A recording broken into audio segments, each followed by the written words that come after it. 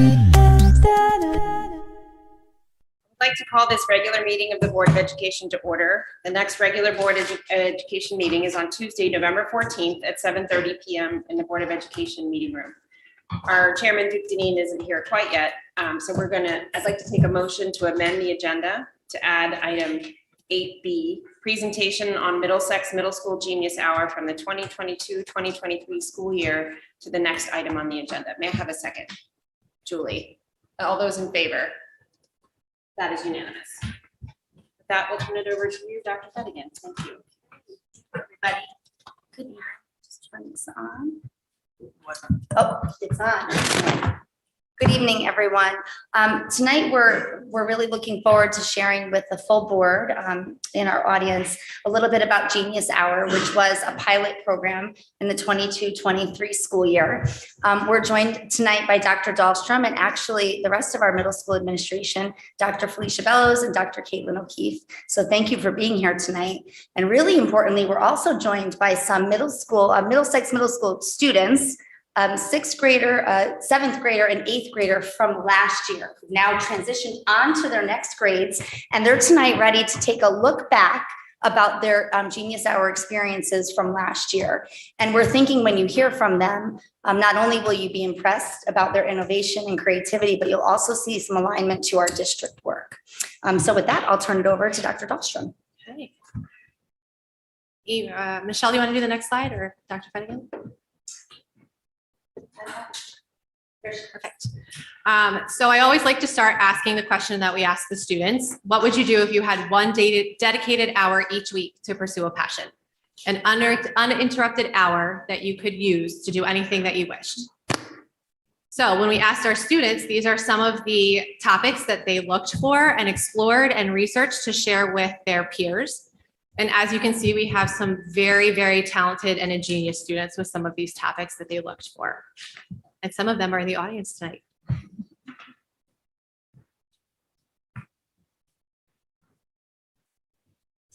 So tonight, just a little bit about the arc of what we want to share with everyone. Genius Hour is, as we've talked about here, an enrichment model. It really is a school-wide enrichment model that's accessible to every student, grades 6th, 7th, and 8th grade. We're going to talk a little bit about how this model aligns to our Marion Public Schools vision, mission, and also mission of the graduate. Dr. Dahlstrom will share some details about the implementation and some lessons learned from the first pilot year.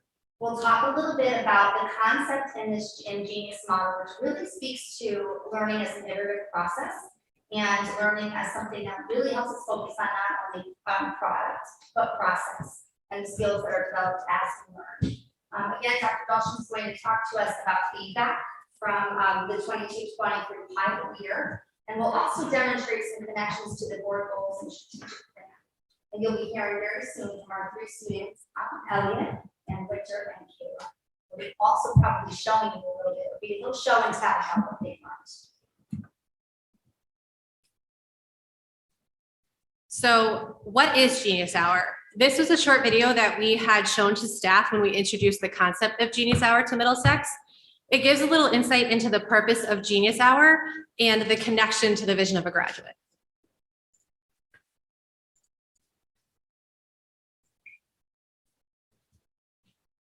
Genius Hour begins with a simple premise: give your students 20% of the class time to learn what they want, education, content, problems, skills, and meeting the academic standards. With Genius Hour, students own the entire journey.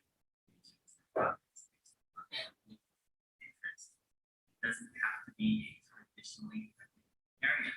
They might like fashion, sports, or Legos, or like deep-sea creatures. Students ask them questions and engage in their own research. Along the way, they design their own plan of instruction. They decide resources and activities. And students set goals and they work at their own pace.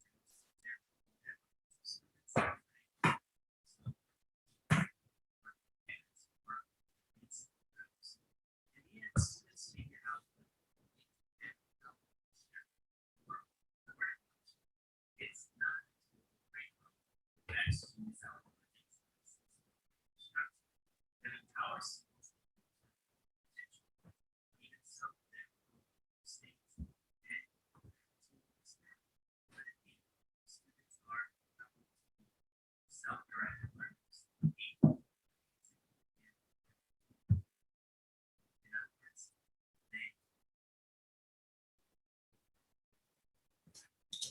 apologies for the volume there, but thankfully we see most of the words that were a part of the presentation.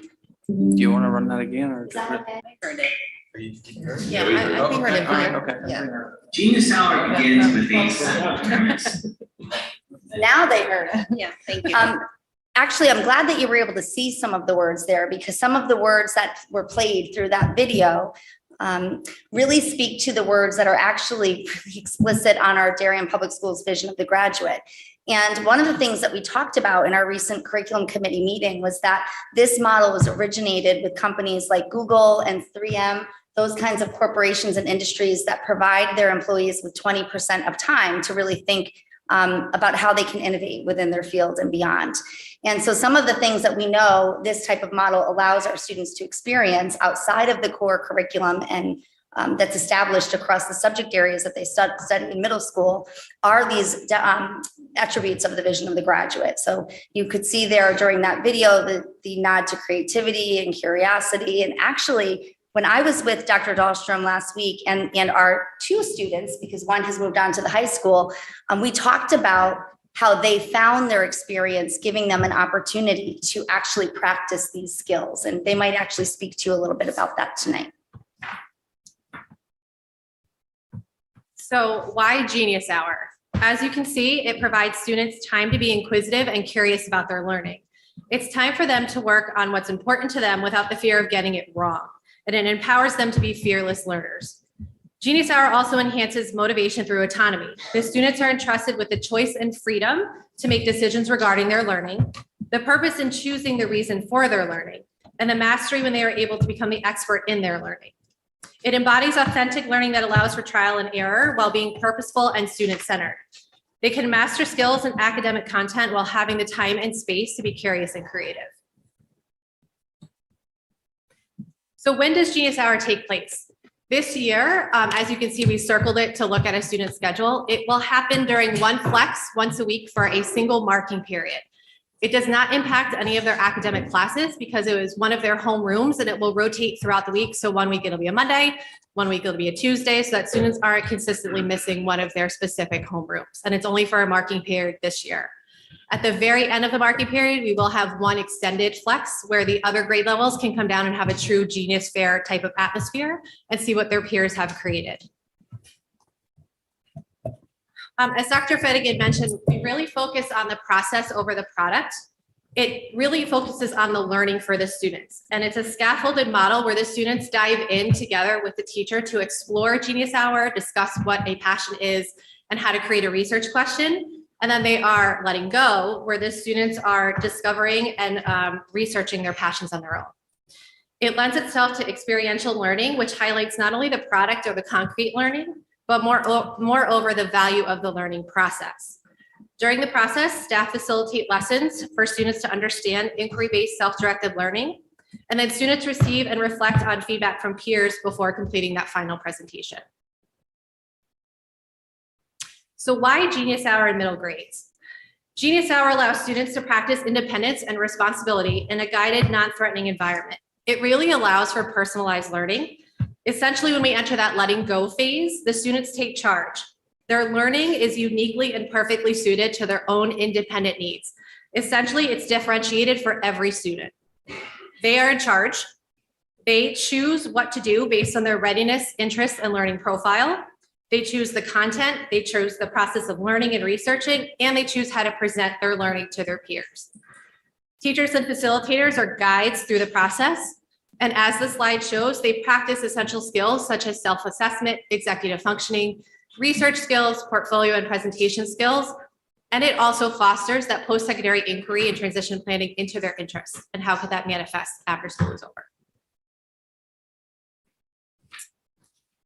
The learning impact, as stated before, the learning is really focused of what Genius Hour is. So this year, they really focus on the self-assessment and the feedback piece.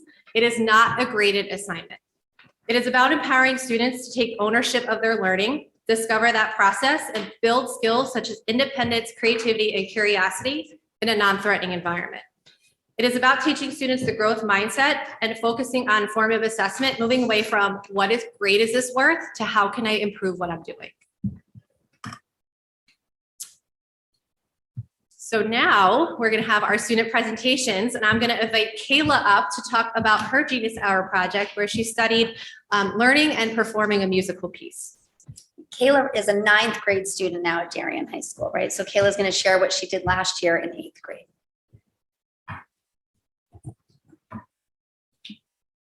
Hi. Okay.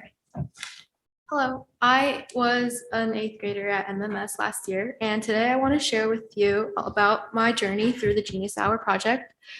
Initially, I thought the idea was stupid. I couldn't understand why they wanted us to find a passion, and like, I thought it was really silly. But as they say, don't judge a book by its cover. And as I got deeper into the project and found a passion of my own, my perspective started to change. My Genius Hour project was all about learning to play a beautiful piece on the piano called 1,000 Stars for You. At first, I thought it was just something I had to do, a task on my to-do list, a chore. But as I started practicing and delving into the music, I found myself looking forward to it every week. In fact, I couldn't wait for Genius Hour. Every time we had Genius Hour, I would eagerly approach my homework teacher, Mr. Romeo, asking for permission to head to the band room and practice that piece. It was no longer a chore. It was an escape from the daily routine. This project had transformed from something I was forced to do into an activity that brought me stress relief and joy. In the end, my Genius Hour experience taught me that sometimes you might not know what your true passion is until you give it a chance. It showed me the importance of exploring, trying new things, and not dismissing something as stupid without giving it a fair shot. Thank you. We have a brief video of Kayla performing her musical piece, about a 20-second clip, so you can see what she learned.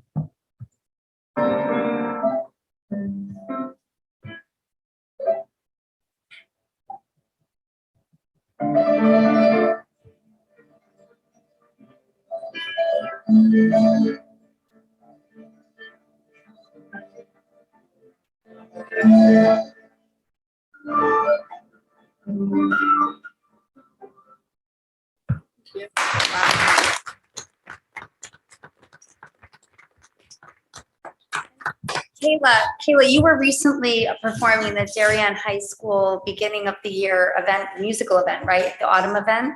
And you were playing a strings instrument that night? So this was a new passion project for you, piano. Beautiful. Wow. I also just want to highlight in some of my conversations with Kayla that she's very modest, and she actually had a couple of friends that joined her and they tried different accompaniments of the same song. They tried it on different instruments. So it was really a passion project of hers and a couple of her friends as well. And I believe that you met some new friends that you didn't know prior to this project. Yeah. So it was a very nice thing that she was able to connect with other students that she might not normally have connected with. And next I have Elliot Ridley, who's going to share the engine that he built for his Genius Hour project. Elliot is now an 8th grader at Middlesex. Okay, this thing is on, luckily. Okay, so my name is Elliot. I'm currently in 8th grade on the Maroon team, and today I'm going to share, well, how I got here to be presenting to this amazing board event. So at first, Genius Hour, a lot like Kayla, I thought that it was gonna be a complete drag. You know, not fun at all. Just another burden that school would do. Nothing really exciting. And then after a few lessons, I realized Genius Hour's purpose is for passion, what you like. Maybe I should use that to my advantage. And then I also realized that my main hobby is cars and engines. I'm an absolute nerd about it. It's almost not even funny. And then I realized that cars and engines not particularly curriculum based. So this project would be me and me only. No, thank you, teacher. And so let's start with why I decided to do this engine. I built it over the summer with my dad, and it's a really, really realistic example of what is under a car and what powers it.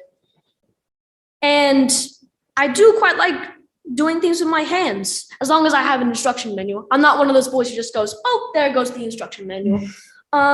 So I need one, and so I kept on working on it. I researched each part, and then I also discussed with my all-knowing dad about how every part works and with each other, until I had a complete project, plenty of research, and I felt confident. And then so when I was actually presenting it, I don't know whether you've noticed, but I've had a stutter, and I've had it since 6th grade, and it has been very mildly prohibiting to how confident I am with my presenting skills. So I definitely had that little sense of doubt just in the back of my mind going, you can't do this, Elliot.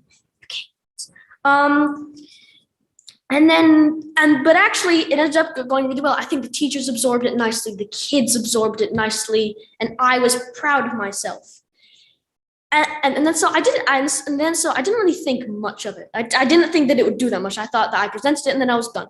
Until I had the assistant principal come right up to my lunch table when I'm just minding my business with my friends, and she goes, "Okay, can you present your project with the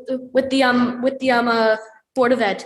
And I said yes, and then I realized, you said yes, Elliot. You said yes, and I was like, okay, I'm gonna do this. And then so looking back for my Genius Hour project this year, I'm planning on sticking with the whole car and engine thing. Although sadly I cannot bring my engine to school because it needs alcohol and fire. because Mr. Dahlstrom cannot, Dr. Dahlstrom cannot trust me with fire. Although I can't trust myself, so I totally get it.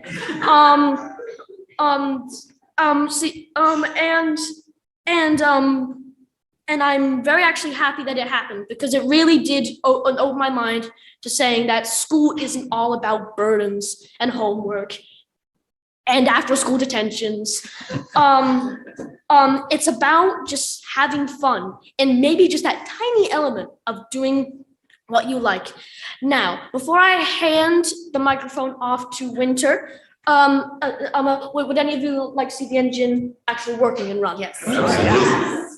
Well, obviously, I don't have fuel because, again, another fire hazard. Today it's all in this little case in the back called a lithium battery. And then I don't know if you can see, but this lithium battery is connected to this, which is moving a really big wheel there, which is moving the pistons, if any of you are mechanics, up and down, and then there would be something called gearbox connecting, and then providing power to the wheels. And there you have it.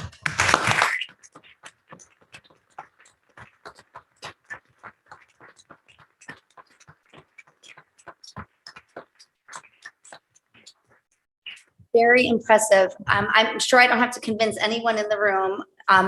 Elliot was certainly engaging, and I could have spent all day talking to him at Middlesex Middle School about his curiosity, and I'm really looking forward to seeing how your project progresses this year, Elliot.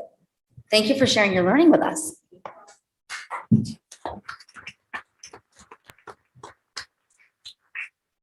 And lastly, but not least, I have Miss Winter Bolton, who's going to present about sustainability in the cafeteria and actual changes that she made to Middlesex with her Genius Hour project.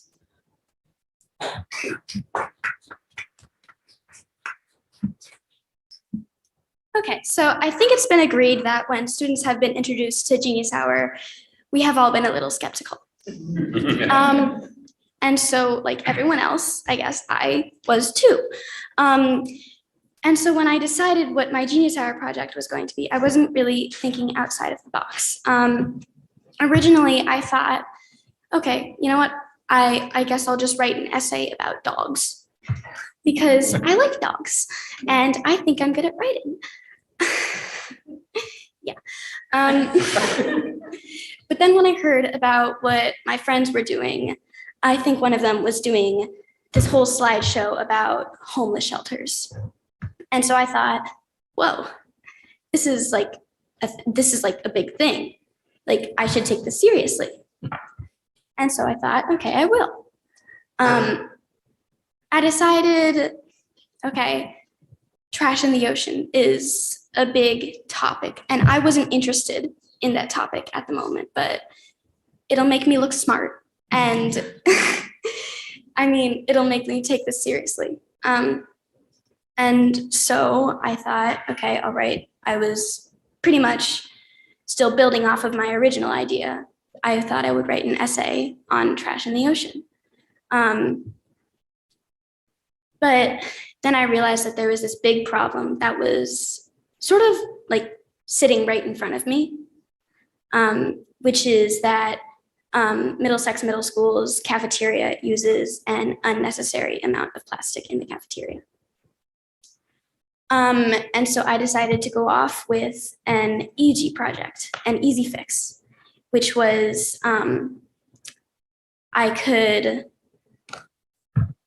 take, well, so in the cafeteria, they sell little cookies, right? And they're sold in little plastic baggies. And the bags are not needed, they're unnecessary. And so I thought, okay, we can easily find another way of selling these. And so I emailed Dr. Dahlstrom, and I basically complained to her about all the trash in the cafeteria. Luckily, she emailed me back, and she said that we would talk. And I thought, okay. And so then eventually we did. And I told her about how the cafeteria uses plastic water bottles, and like the main lunch is sold on styrofoam plates, which is unneeded, and how the cookies are being sold in little plastic baggies, which is also unneeded. And so I talked to her, and she said, okay, we'll find a fix. Which wasn't hard because I already had an idea, which was instead of selling cookies in little plastic bags, we could sell them on little trays that were reusable and didn't need to be thrown into the trash. And so we fixed that. And this year, the cafeteria now does not sell cookies in little plastic bags, and they're sold on reusable trays. And you can thank me for that.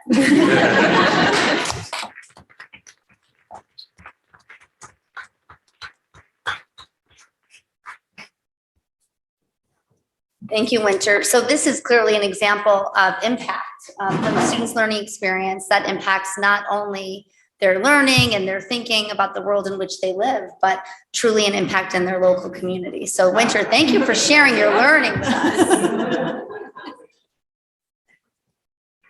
Yes. No.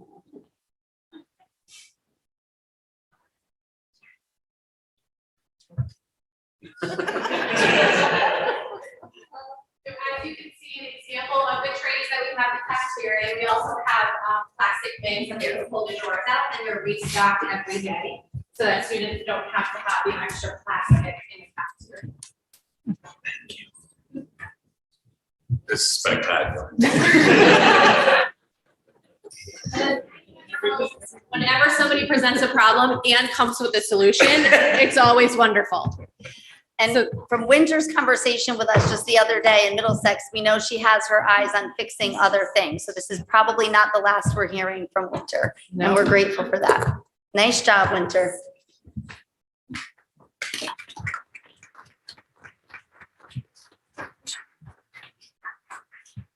And thank you to the parents who brought their children and for sharing them with us this evening and every day.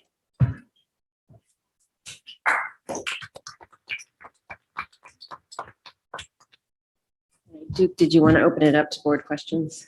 Sure. Do you want to go through I think there's maybe two more quick slides. Sure. Just to quickly go through those. And perhaps some milk to go along with the. I know. That's the one thing we did forget. So just a reminder, we did share with the Board of Education earlier in the year that one of the things that we were so excited about with our convocation was Mr. Ron Berger, who came and spoke to our entire Darien Public Schools staff. He's written several books on the kind of teaching and learning that's really interdisciplinary in nature, that aligns to standards, but allows children to not only meet and exceed standards, but also practice these really important skills and the attributes that would be embedded in our vision of the graduate. And he talks about the work of honorable teaching and beautiful work. And the idea of beautiful work is that it's beyond just, the end of getting an answer correct, but it truly impacts the students' lived experience and their connection with the community and world in which they live, and allows them to be able to think critically, innovatively, problem solve. And we know that you've seen examples of this tonight. And we anticipate being able to share examples from Darien Public Schools. Ron Berger collects examples of honorable teaching and beautiful work throughout the United States and beyond. And I know we have examples of that here. And on the next slide, just a quick reminder about our timeline. And I know Dr. Dahlstrom has received some feedback about data and impact of Genius Hour. And so she's going to talk us a little bit through the origin of this, and then all the way up to where we are now planning for the 24-25 budget. So just very quickly, it was presented to the board in 21-22, again, because we thought it was a great fit for middle schoolers and developing those skills, and implemented last year as the pilot year. The feedback was, as we talked about, slightly minimal. There was a student representative from every team. So I had a panel of 12 students at the Principals Council that gave feedback. It was also informal conversations with staff, the Genius Hour committee, and informal conversations with students in the hallway. And based on those, we redesigned it for this coming year, which is that whole redesign of it's a marking period instead of a year. They felt that in between each month was too long to connect their learning. So it's going to be week by week for a single marking period, which allows the other grade levels to come down and actually have that true Genius Hour. And then moving forward with some of the feedback that we received, next year, we are really going to promote opportunities for students to use the vision of a graduate, like a rubric to kind of look at themselves and self-assess of where do they fall within these competencies? Did they see them reflected in Genius Hour? And did they see themselves developing these as a student? We're also going to do a program review that incorporates focus groups and student and staff feedback. So the surveys, what would they change? What did they like? And really gathering more data to kind of look at the Genius Hour and how it's going in the second year. And then one of the feedbacks that we received from the parents was a little bit more communication of what the purpose is. They heard some of the curriculum committee meetings and they wish that they had a lot of that information. So we're going to share it through the Friday notes, and we have a teacher panel in November where the parents submit questions, and then I have a panel of staff that answer all things Middlesex, and that will be part of that panel as well. We also received some great ideas from Winter and Elliott, specifically when we were talking about their Genius Hour projects. They had feedback right then and there about their experience last year with Genius Hour, and some ideas of how we can strengthen implementation moving forward for their peers. So we plan to put those in action. They talked a little bit about how we can approach sixth grade differently, coming in from the elementary school where they have much more finite, predictable experiences K through 5. That was a wonderful idea from Elliott. And we also talked a little bit about students being able to be mentors and kind of coaches to help the younger students learn how to think like this, because the school experience doesn't always provide for this kind of thinking beyond the walls and boundaries of the typical scope and sequence of the curriculum. So that in and of itself can be really challenging, that kind of thinking for our learners. So we appreciate that feedback. And we know we'll continue to get more feedback to improve the program as we move forward. And you might be coming back to showcase Genius Hour for the younger grades. Okay. Okay, and that concludes the presentation. If there's any questions or. If everyone's finished with their cookies, I will open it up to the board for questions, comments. Sarah. Thank you. Thank you, Amy. Thank you, Carolyn. And thank you, students, for sharing your work with us. I love seeing all the creative things you came up with. So at our curriculum committee meeting, when we discussed this on October 12th, we had a pretty vibrant conversation and asked a lot of good questions. And I think what came out of that for me my biggest takeaway was this is really the only time that a middle school student has some voice and choice in their learning. Our middle school curriculum is pretty prescribed, and there's not a lot of, even though we have quote unquote electives, they're not elective. Like they change. Every student has to take the same ones. My other big takeaway was that this Genius Hour allows every student, every learner, regardless of where they fall in their developmental curriculum, their developmental continuum, to be able to access this and to be able to do something of their own. With some may need more support than others, but it is available to every single student in the school, which I think is also something that's very important. And I said this in the curriculum meeting, but I'm very glad that the feedback has been heard, and that I think adjusting it to that marking period will enhance this for sure. So thank you for listening. Thank you, Sarah. John? I guess just one follow-up, which Sarah mentioned, is the support. Yeah, you want this to be engaging, enlightening, fun. What happens if a student gets stuck or you start to see those stretch points? Yep. What kind of support do you get? So one of the feedback from the students was one of the things that we're really revamping next year is really diving into what is a passion, what is a hobby, how do you find one, how do you turn that into something that you can actually pursue. So we're really going to spend a lot of time going over that aspect of the students before we let that letting go phase of researching. And that was feedback from our wonderful students that they wish they had a little bit more time to understand that. And then if a student's stuck, that's what the teacher's there for, as a facilitator. And we also found that students that might seem stuck found that other students in the class had similar passions and were able to pair up or form a small group, and they didn't necessarily have to do it on their own. So they were able to find other avenues to complete this and have time to actually build relationships with peers while pursuing something they're interested in. Of course. Questions or comments? Robin? I think this is a great program. I love the creativity of it and the chance for students to do something totally different and explore. And this is a little bit of a tangent, and I don't know if this is quite appropriate, but it reminded me of the science fairs, the science projects that I had in 5th grade, 6th grade, which were also a huge exploration process and an ability to kind of, experiment, figure out what your question is, solve it, present it. And it made me wonder, is there also potentially an opportunity at some point, I don't know if the schools have already talked about this, but for instance, to help incorporate something similar to this in a more structural way within our curriculum, for instance, in science class, for instance, or, maybe in 5th grade where the science curriculum is not quite so structured as it is in 6th, 7th, and 8th, to give the students an opportunity to do a project. And it doesn't have to be the kind of county fair kind of massive scale that I think, used to happen in the past. But I personally had found that to be a milestone, which I still even think about as my kids have gone through school. And I remember the experiments that I did as a kid. And I love what these kids have come up with. And I think that could also be a way to further tie into what we're doing with the vision of the graduate and kind of instilling that creative thinking and independence. And I'd love to get your thoughts on that. And I know this is a little bit off out of the blue, but. No, I think that's a fantastic idea. I know I have met with Julie Droller a little bit about that in the IDEA program, and that's something that Dr. Fedigan and I have kind of talked about preliminarily. But something that we have focused on Middlesex that we started last year is choice and assessments when it's applicable, so that the students have a way to show their learning, not necessarily with an essay or test, but sometimes there are units that allow them to have a choice of showing their mastery. So this is definitely something that we can look at components of this and how it would fit into the curriculum to allow them more of that opportunity to actually showcase their learning. Yeah, if I can just add on 2 points to that. I'm really grateful, Sarah, that you brought up the concept of accessibility for all. And one of the things that Shirley and I are looking at is how this type of learning experience can really provide another opportunity for universal design for learning when we're looking at our curriculum. There is an opportunity called Invention Convention that we're looking at for not only the IDEA program, but I think it's something that all students should have access to.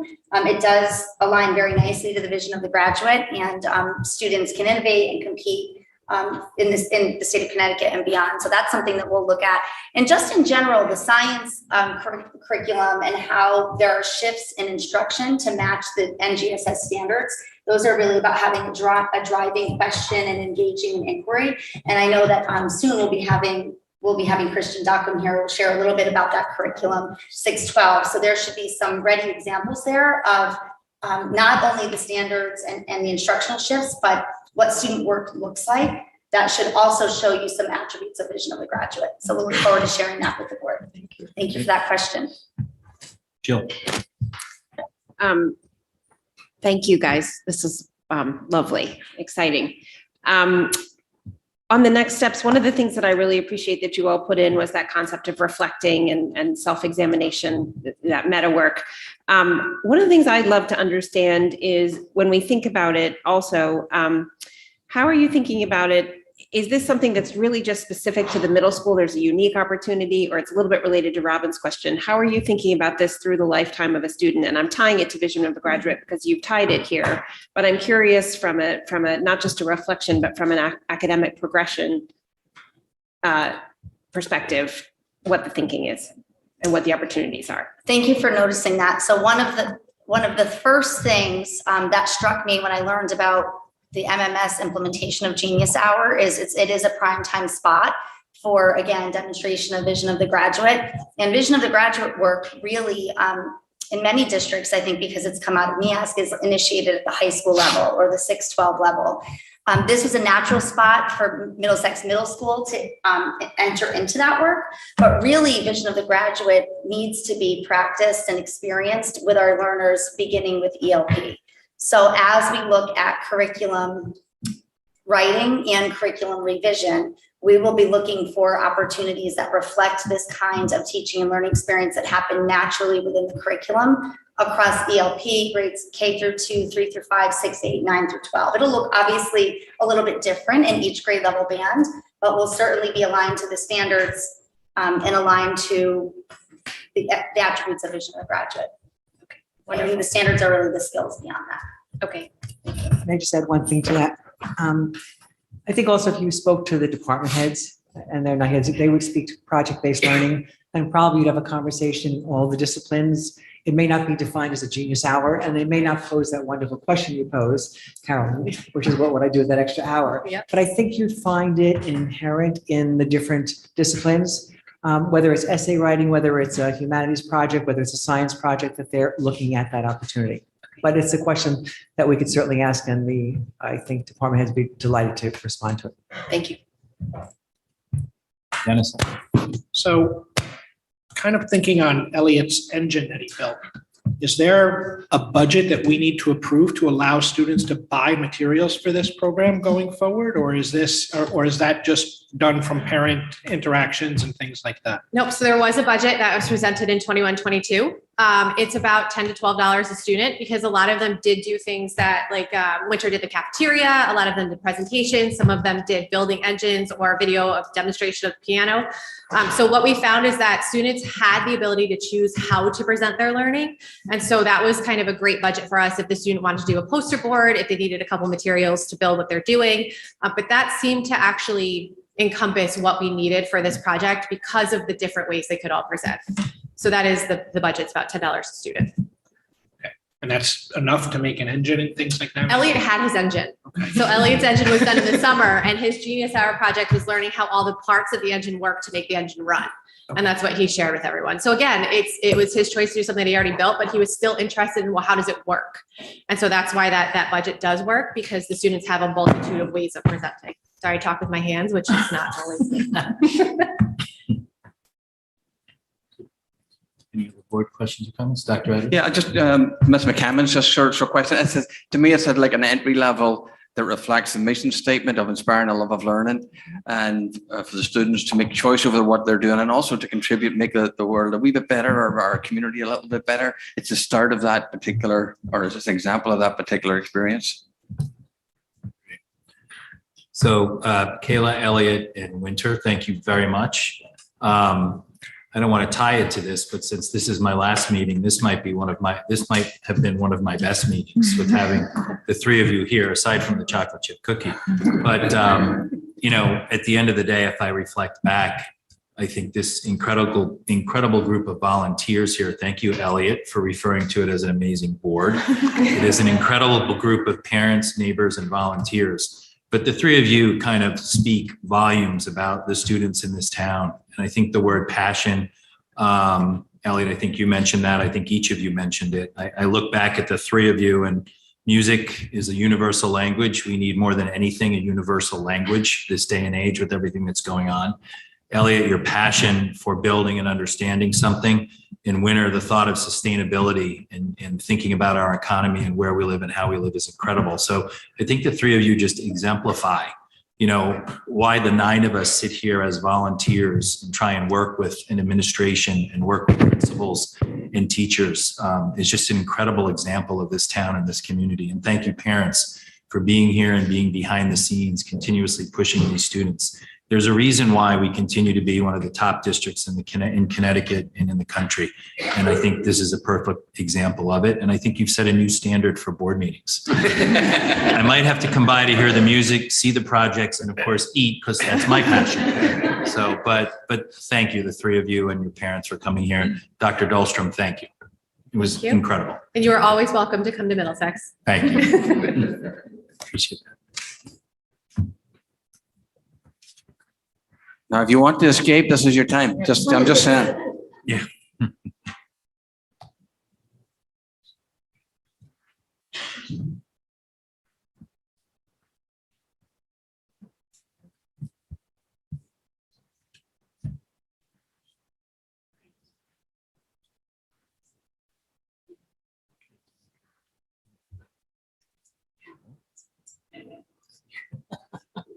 Well, that's a hard act to Bravo. follow.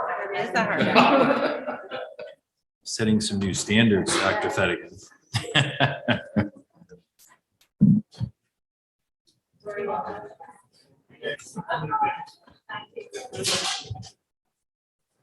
This is why we have the best shot before.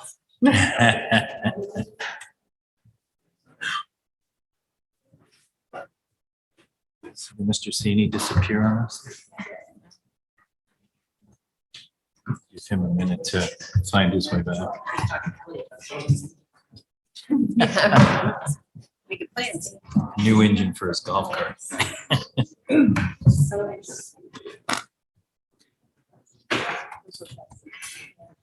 so different, one passion, one project.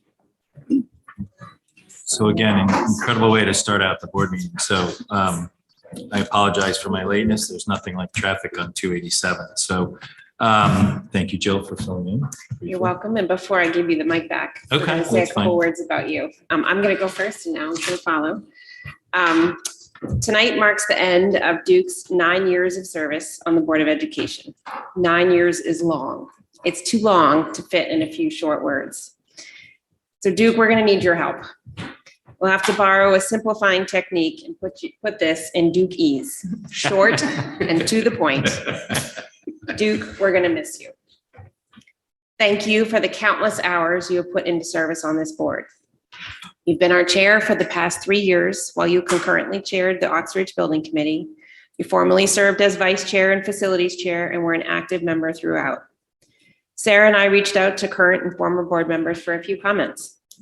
Overall, your focus on student voice and experience, as we just saw from him, top quality facilities and relationship building within the board, among the boards, and with staff and administration means you have left a legacy for our students and their families for years to come. While we will miss you, we hope you'll miss the board. Even though that means meetings ending late in the night, early morning subcommittee meetings, and negotiating meetings that start in the evening and end in the early morning hours. We did hear you were not a fan of mid-negotiation calisthenics. Yeah. While we do not doubt that you will find something enriching to fill all of the hours you'll now have, we wonder who you're going to call on all of your long car rides across Connecticut and the surrounding states. We'd like to end this tribute to you with the place where you begin. Duke, you've always insisted that we lead with the students first. In honor of your focus on children and their families and their foundations, the board has donated to Tiny Miracles in your name. Thank you for your service and all the best from us and from many of the members with whom you served previously. Thank you. Thank you.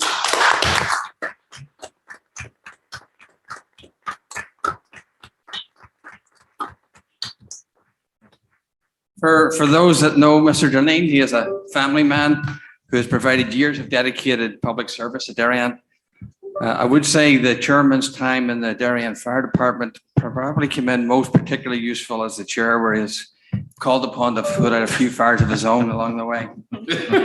As a banker by trade, Mr. Deneen has overseen and ensured fiscally responsible budgets and has been a strong advocate always for all students. The chair has skillfully led the board through the pandemic and building committees, building projects, and significant district improvements. His actions and support for student programming support his simple vision that schools exist for students. It is no secret that the relationship between a superintendent of schools and a board chair is unique. I've always appreciated the chair's public support to do the work, while all the time holding the superintendent's feet to the fire, which is not always an easy needle to thread when you have two opinionated Irish Americans in a room. Mr. Chairman, I wish you well. I thank you for your significant contributions over the past decade to Darien students as a board member, vice chair, and chairman of the Board of Education. Congratulations on a job well done, and may the road continue to rise to meet you along the way.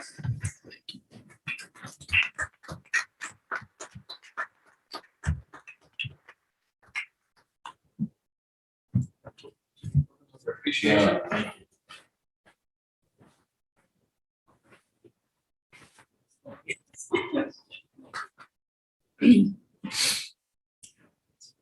Okay, for your walk. I don't understand. They're getting important.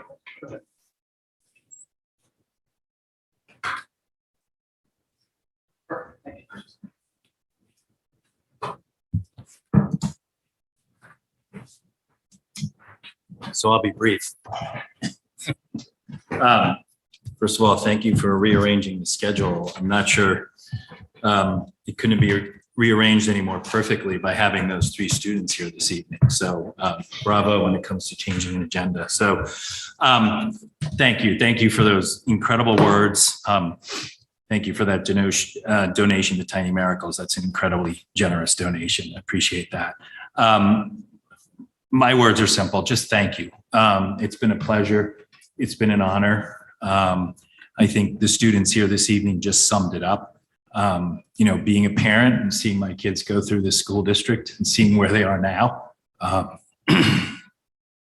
gives me great satisfaction of all the hard work and the dedication that this board has done and the previous board members and chairs have done, and the dedication and the hard work of you folks sitting in the audience, whether you're parents that continue to participate on a daily basis or whether you're principals and teachers and staff.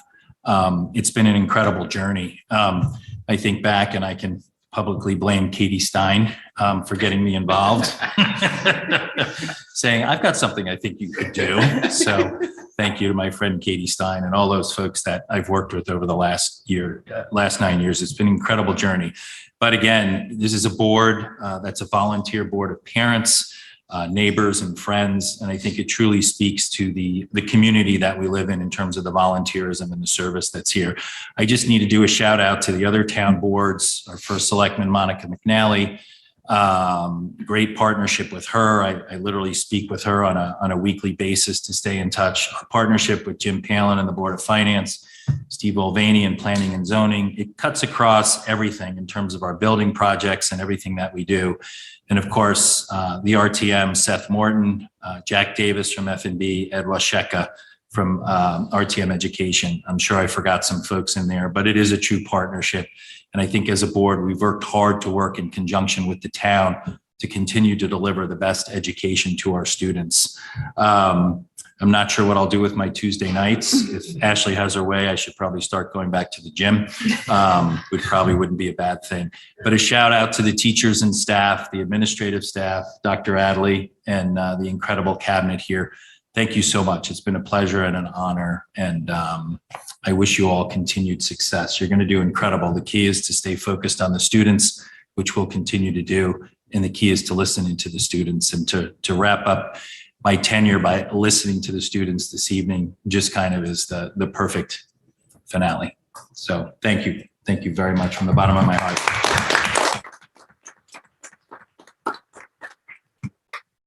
All right. With that, Michelle, you're back on for public comment.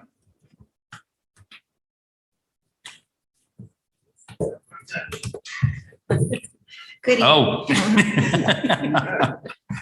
Oh. My name is Michael Burke. I live at 15 Lake Drive. A member of the Board of Selectmen, but I speak in my personal capacity, though I suspect that my selectmen colleagues would agree with all of this. Martin Luther King said about greatness, not everyone can be famous, but everyone can be great because greatness is determined by service. Simply put, Duke's service to this board and to our children has been outstanding and beyond impactful. The limits of public comment time prevent me from citing the countless acts of kindness, courage, and integrity that I've personally witnessed Duke exemplify over the almost 10 years that it's been my great good fortune to know and serve with him. So of my friend Duke, I will simply say, with apologies to St. Paul, this: you have fought the good fight, you have finished your course. I look forward to seeing how you choose to next serve Darien. I know that we will all be better for it. Thank you, Mike. Thank you very much. Appreciate that. Anyone else from the audience? Anyone on Zoom, Michelle? If anyone in person would like to participate in public comment? Okay, any hands, please, on Zoom, please use the raise hand icon. There are no raised hands at this time. Great, thank you. We'll move on to the superintendent's report. Dr. Adley. Good evening, everybody. It's nice to see you in person and online. I want to thank Mrs. Droller, Director of Elementary Education, who presented a workshop this morning for our parents of elementary students on early literacy. Thank you for those parents who attended. That has been recorded and will be available on the website. Just so we note that we meet with the state representatives this Thursday to review reading waiver. My understanding is the decision will be rendered in early December. Dr. Fettigan, Julie Droller, and I will be participating in that particular meeting. The Darien Education Association, that our teachers are participating with the CEA and Bring Your Legislator to School Week. So we have invited all our legislators. We have a few of them who actually are participating. They will visit a class or two and just get a wee feel of what it's like to be a teacher in the school system. So thank you to Representative Mara, Senator Mayer, and Senator Duff, who are visiting the schools this week. I want to thank our students who participated in the Out of Darkness Westport Walk this past weekend when it was a rainy morning and afternoon. The students are particularly present and supportive of the Darien Community Fund, and they were there as a resource for others in the Fairfield, Greater Fairfield area, and we very much appreciate those students serving the greater good and serving the greater population in the Fairfield area, and for this important activity. The homecoming, I'm assuming Brenna will share a little bit about it. You can tell us when the bonfire was rescheduled to, and so on and so forth. You get the trunk or treat thing going on. Do you have that as an announcement? You do? Okay, well, you can take that.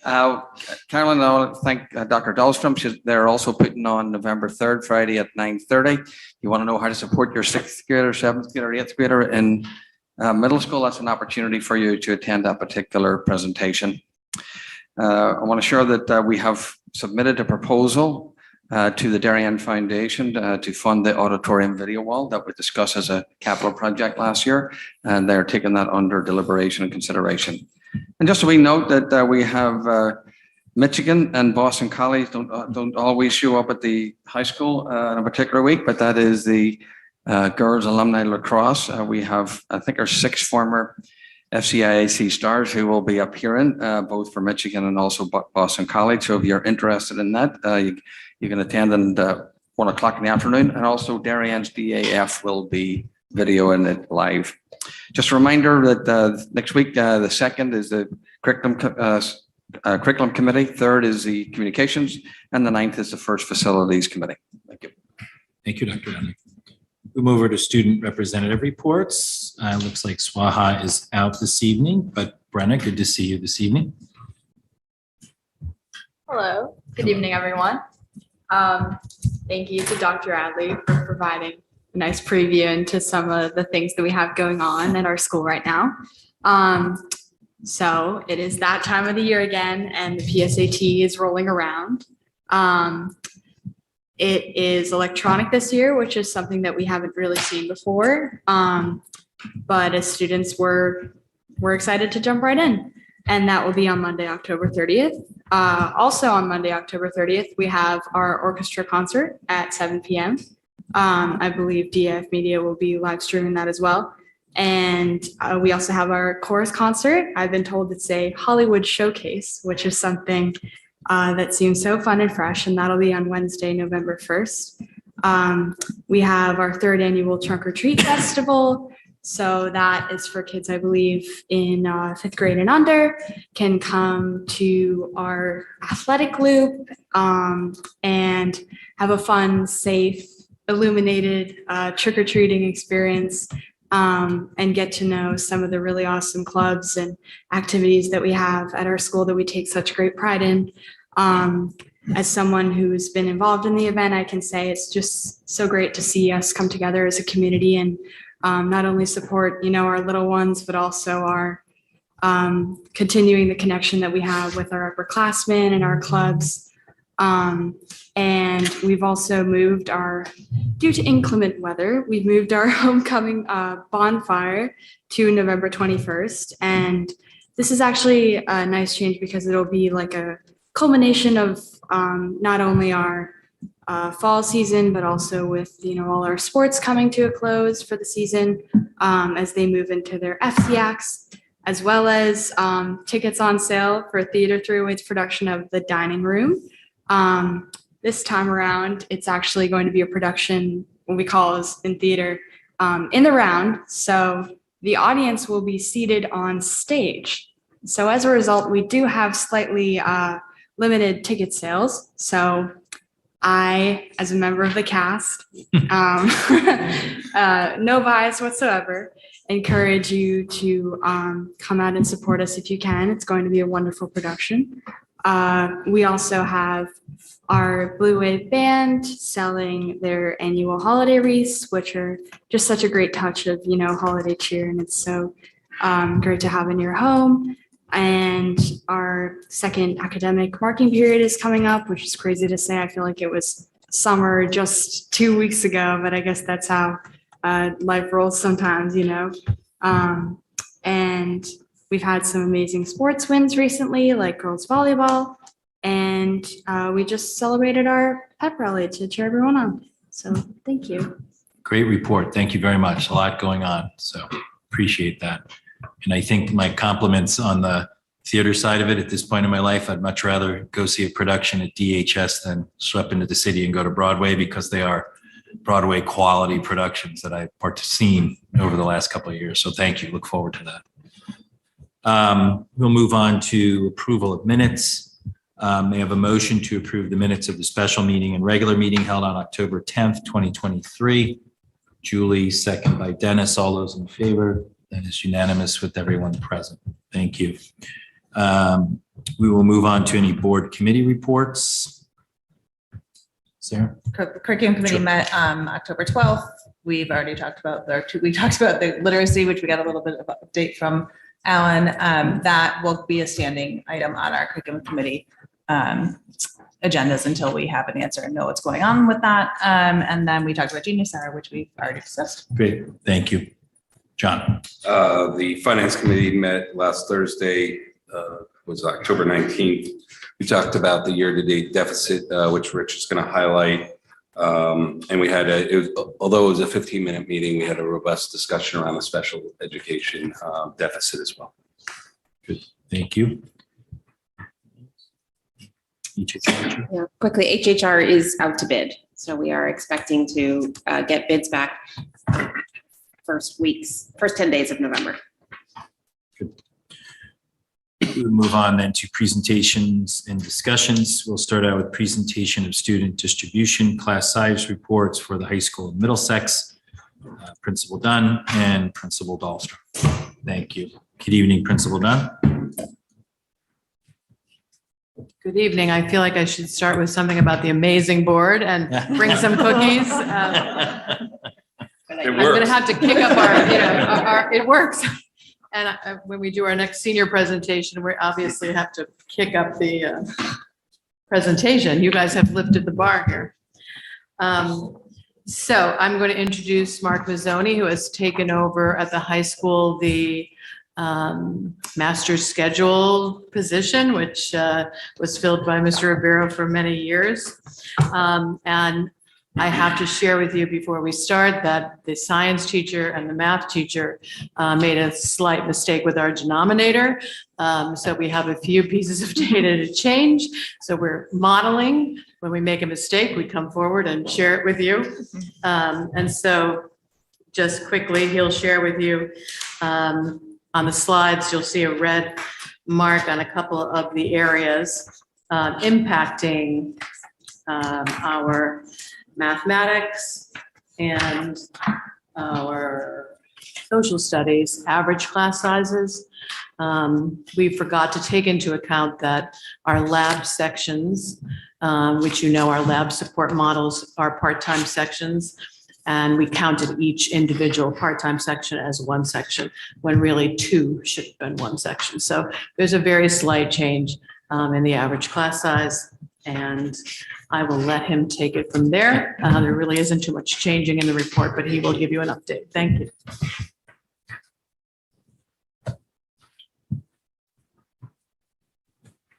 Thank you, Ellen, for the introduction. And I think I should start by apologizing. I have not come to share any talents about learning a piano or making our DHS cafeteria more sustainable. And I'm not an engine builder or stand-up comedian. So I apologize.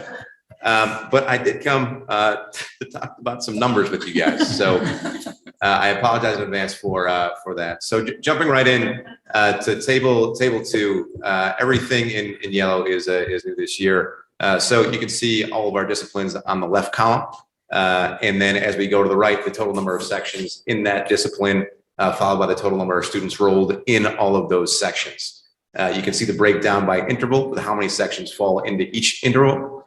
I'll address some things to point out. I'll address some of the courses that are under 10 in a later slide. And just like every year, our 2 classes that are 2 disciplines that have enrollments over 24 are PE and music due to the ensemble classes.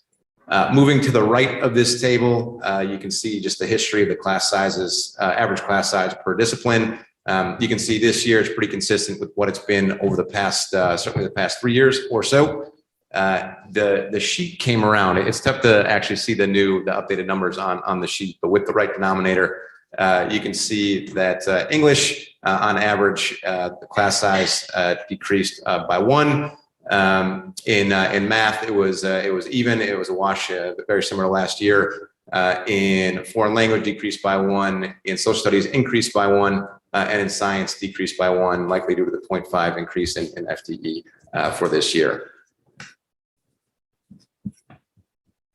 So this is a teacher average class load. And again, you can hear me say the word consistent a lot just because the data is pretty consistent with the past few years. You can see the history there.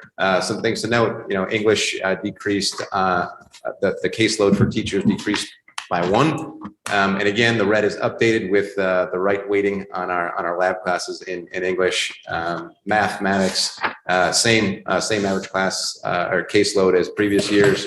Science, a decrease in 5, again, increase in 0.5 FTE, and social studies, an increase of 3 students per teacher as an average caseload.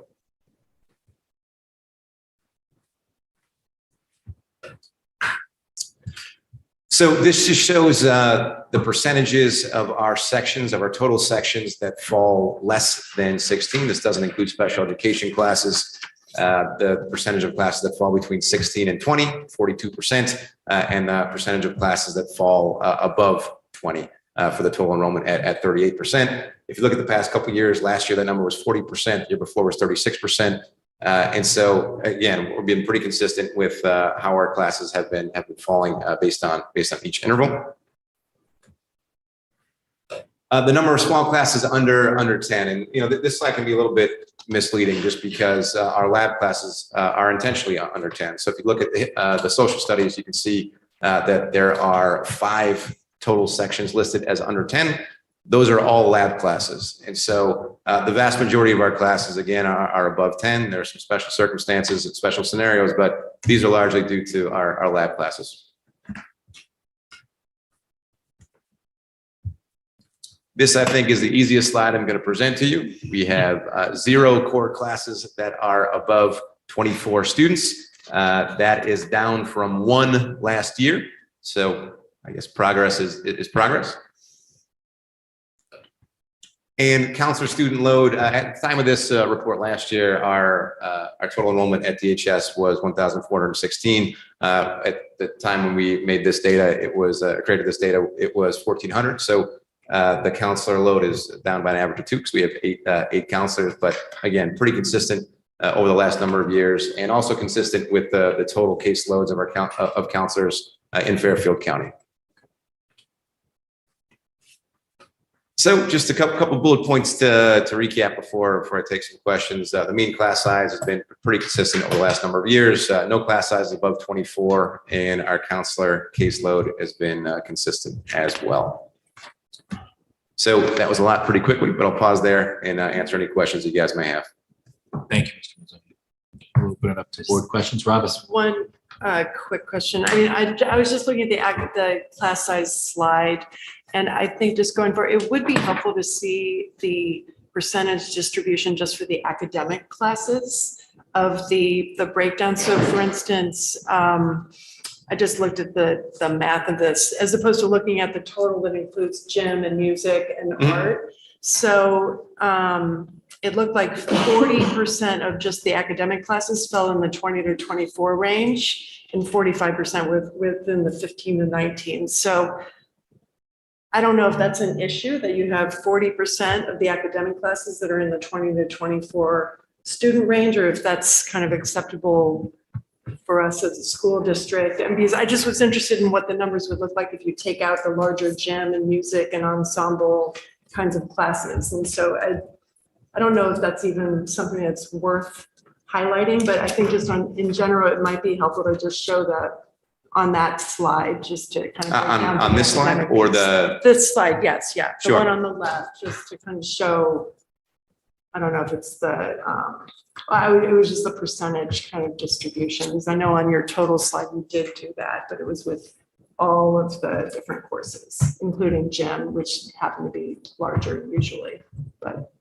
Yeah, and with going back to this slide here, looking at our total number of courses above 20, certainly of the 191 sections, the highest percentage falls from gym. I think the number was 30 something.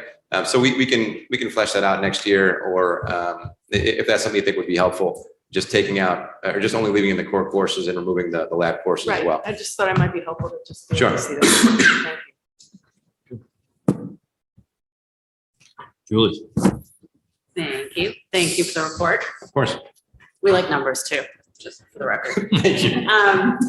I had a question about caseloads, teacher average caseloads. Okay. Is there a magic number? At what point does it become significant? Because, for example, we're looking at +3 on average, I think, for social studies teachers this year.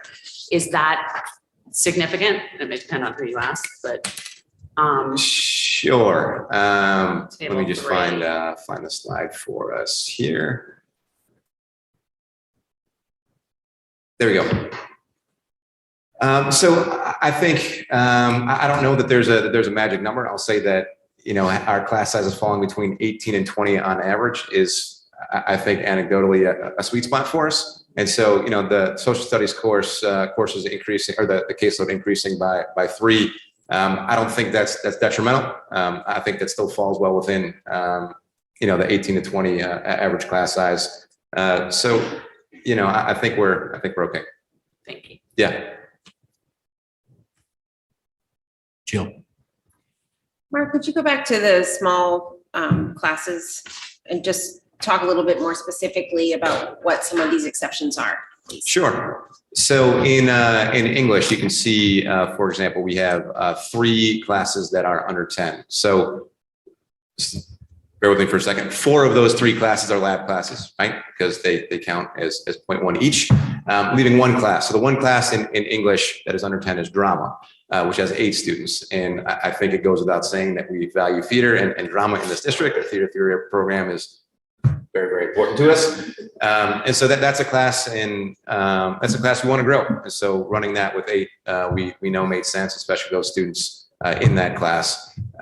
In foreign language, those are oftentimes our French courses fall into this range. One is a French 5 course with 9 students. One is a French 1 course with 8 students. The French 5 course, we just want to honor the commitments that we've made to our students in the French sequence. And then the French 1, that's majority freshmen. And so though French is offered at the middle school, sometimes students don't take a world language at the middle school. And so if we're going to run French at the high school, we should offer an entry course at the high school as well. Going down to math, so 12 of those 6 are lab courses, and the last one is college math topics. That's a senior specific math course with 8 students this year, and that course has fluctuated. We've run 2 sections of 20 of that course in recent years. Last year, I think we had 1 section of 17. But that's a course that there is if there was a math course to have fewer than 10, that would be the one, just because there's a wide range of learners and learning styles in that class. And students are in that class for a whole number of different reasons. There's a lot of math applications, a lot of review on some math topics that they'll need potentially in college. So if there was a math class to run, that would be the one to do it under 10. Social studies, all 5 of those. 10 of those are lab courses, art and music. So I'll address the art. One is a programming course at 9 students, and the other is a fundamentals course at 7. Both started above 10 at the start of this process. And because we don't want to force students to stay in classes, if they want to go somewhere else, based on some schedule switches and some course changes, those dipped under 10 a bit. And in music, so one of those, so there are three music courses that are under 10.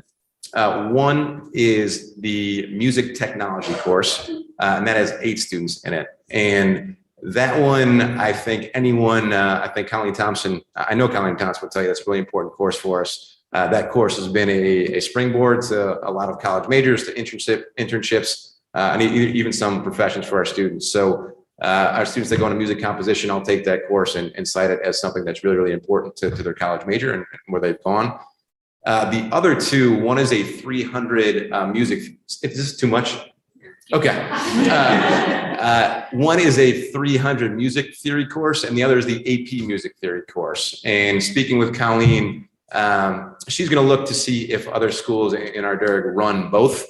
Her guess is that students would be fine, because usually the 300 course leads into the AP music theory course, but she would guess that our students can still be successful in AP music theory without the 300 course. And that is a semester course, so it's only running this fall, but this might be the last time that we run it, according to Colleen, but she's going to do some research. And also, this is the first year that we're offering our guitar course. And so that has about 15 students in it. It's a beautiful thing. And if you're stopping by the high school, Duke, you're still welcome anytime you want. I recommend that you stop by that course. And so I think the music department is still figuring out how the addition of that course is going to affect some of their other electives. And then, I guess I've gone this far. One more.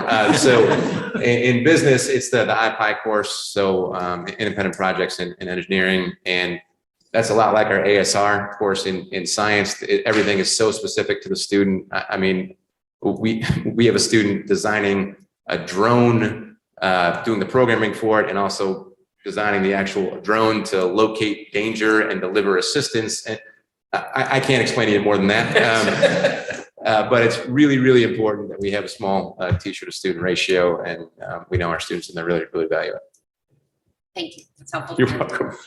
You sure don't want any more details, Jim? This is your first time doing it? Disappointed you didn't name all the students in each of those small classes. I wasn't asked if you want. No, I'm kidding. Thank you, Mark. That was great. Thank you. Sarah. Hi, Mark. Anything that sticks out to you or to Ellen, or any areas that you're concerned about, anything that we should be thinking about as we move forward, or are you content with where things stand? I think we're in a good spot right now. During budget season, we'll certainly take a look at the big picture and we'll let you know if there's anything that we think we might need support with. Any other board questions? Good. All right. Thank you very much. Thank Appreciate you, it. Alan. Thank you, Mark. Thank you both. Good evening again. I am just presenting Dr. Caitlin O'Keefe, who has become our scheduling guru and will present the numbers to you for this evening. I think you're using guru a little too easily. Okay. All right, so this is Middlesex. So overall, our average class sizes were maintained throughout with a slight dip this year. But usually in a middle school, like I feel like 19 is a really nice place to be. So there were some changes with the smaller and larger classes, which I'll get into more detail in a bit. But overall, class average at MMS has been maintained throughout the last few years, as you could see throughout. So our number of large and small class sizes. So last year when I presented, I don't want to say I was alarmed, but we had a lot of large PE classes, which if you've ever come into our building and saw more than 24 kids in a PE class, it can be a little bit of a hazard. So we were trying to reduce that as much as we could. So you will see that, there were some changes which resulted in a reduction of our larger PE classes. As a result, you do see an increase in some of our smaller class sizes to accommodate that. So our PE classes are opposite our music and art in 6th grade and just our music in 7th and 8th. So that did increase some of the UAs to accommodate the smaller PE classes. Additionally, we tried to make sure that we weren't running more than 4 PE classes at once because 100 students in that gym on a rainy day can be a little chaotic.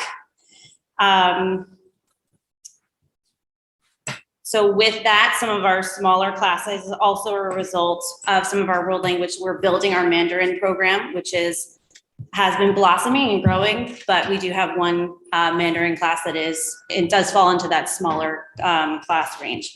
Additionally, we have 3 French 2 students. So we have advanced French students, and we had to create a class to accommodate their language proficiency and where they are at.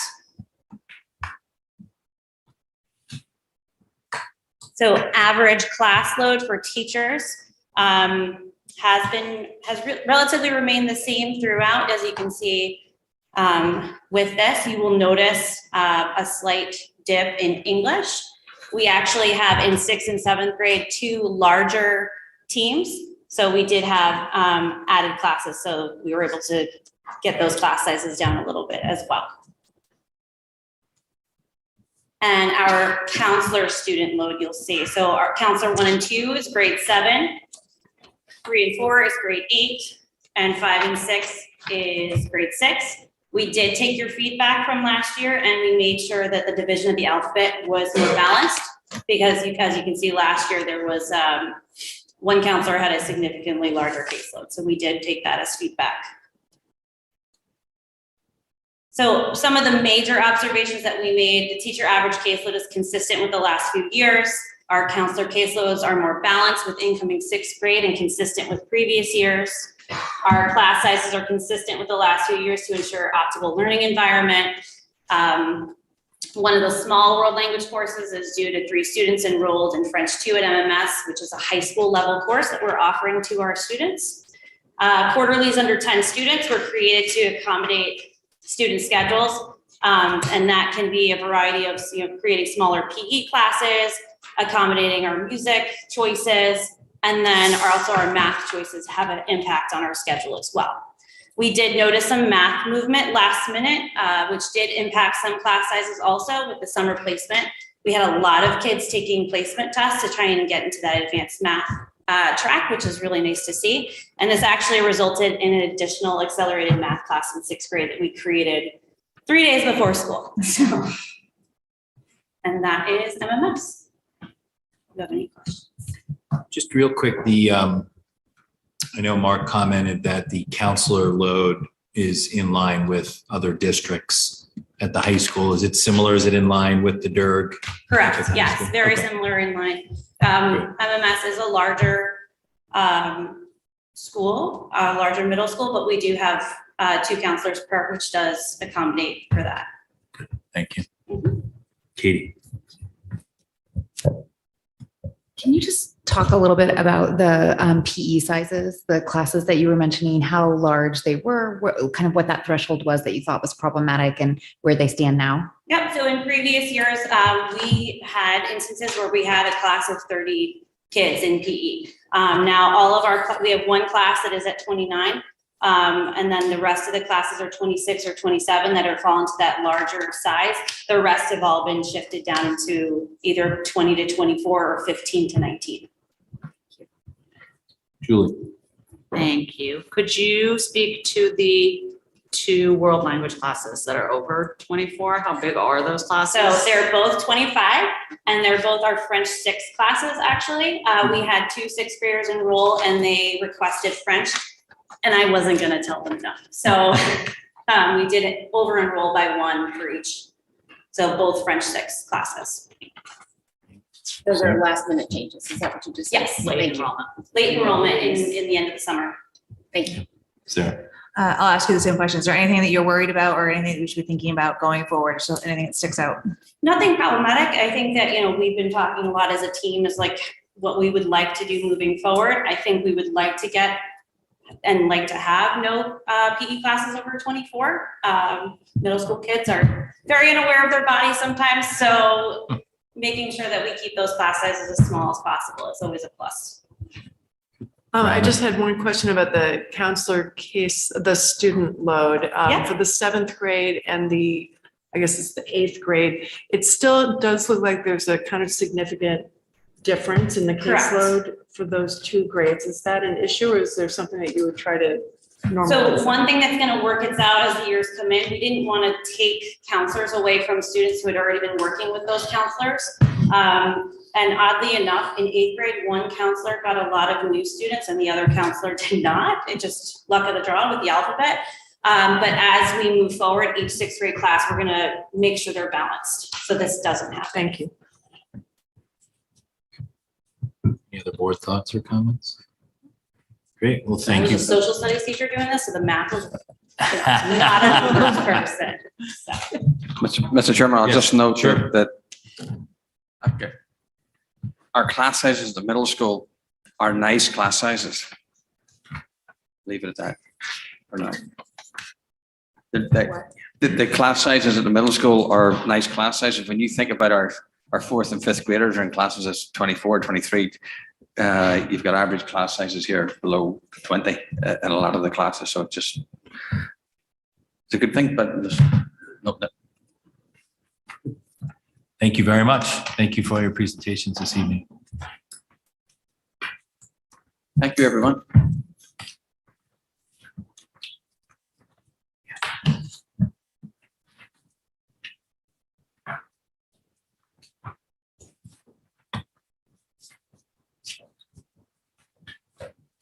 It's done. Thank you, Mark. Thank you. Thank you.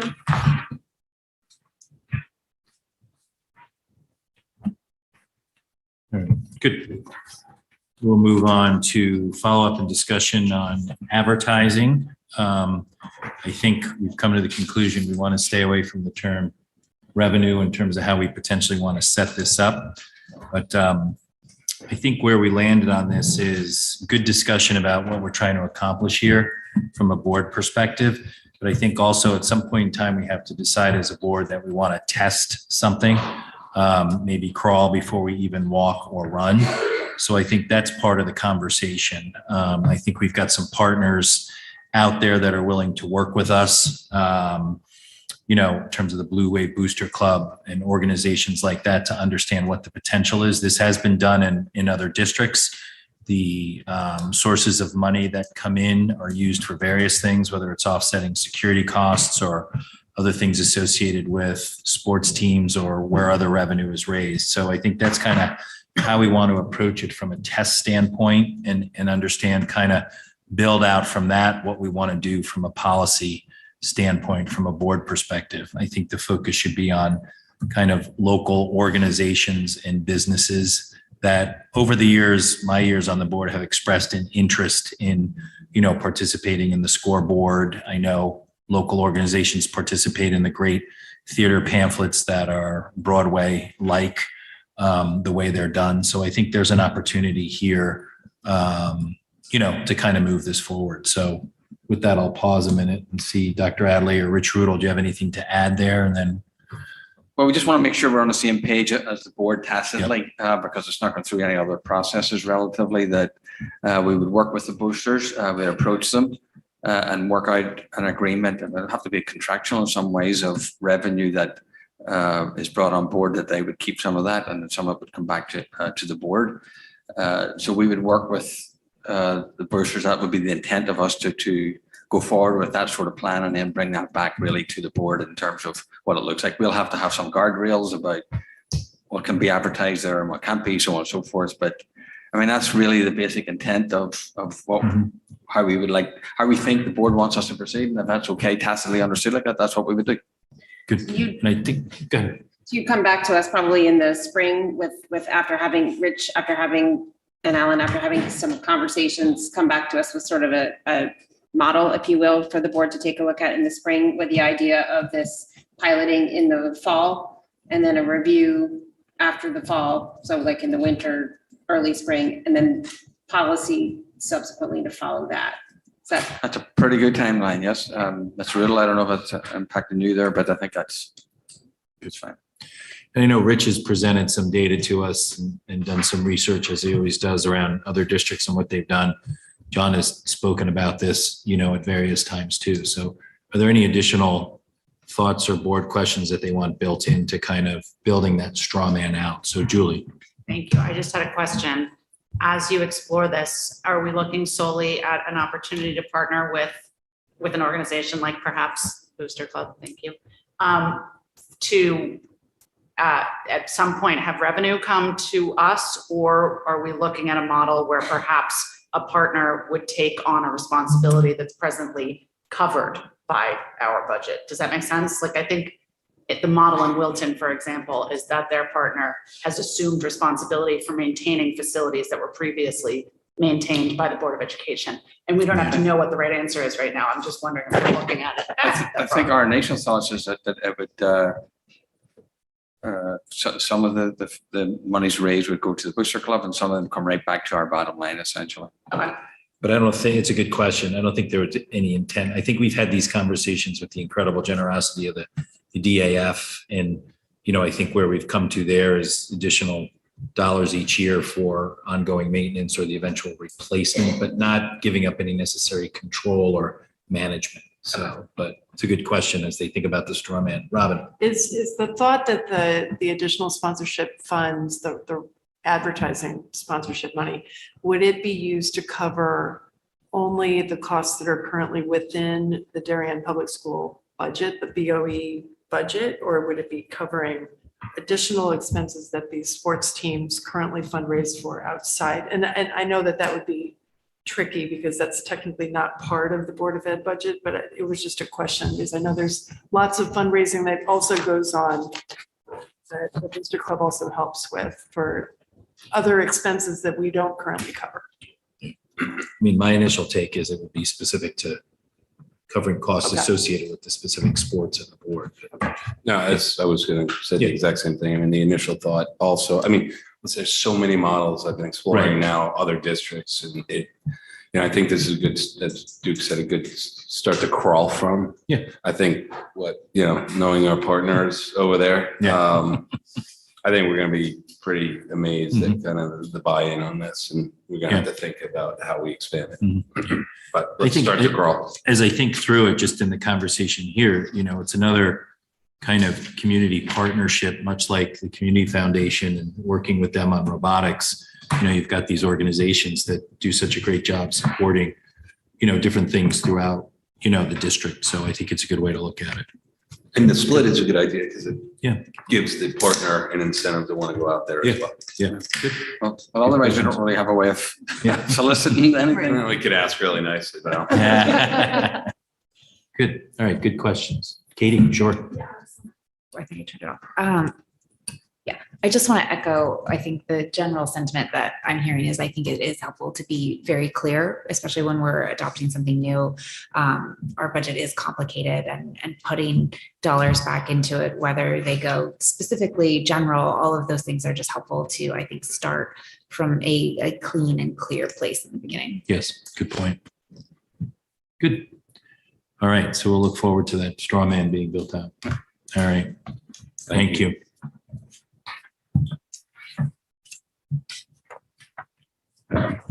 On to discussion on new kindergarten legislation. Dr. Fedigan, Dr. Adley. Okay, so tonight we've started with our secondary schools, and now we're going to go, backwards and talk about our youngest, earliest learners. And I agree with Brenna. In many ways, it seems like we were just in summer vacation, and it was our August, I believe, 19th retreat or there and around, where we met with Tom Mooney. He was talking about the recently updated legislation for minimum age requirement for kindergarten. And so tonight I want to share some details about that and the position or recommendation that we would be making as an administration moving forward, and also a little bit about how we're involving not only the rest of our administration, principals, but also kindergarten teachers in this work, because they work most directly with our little ones.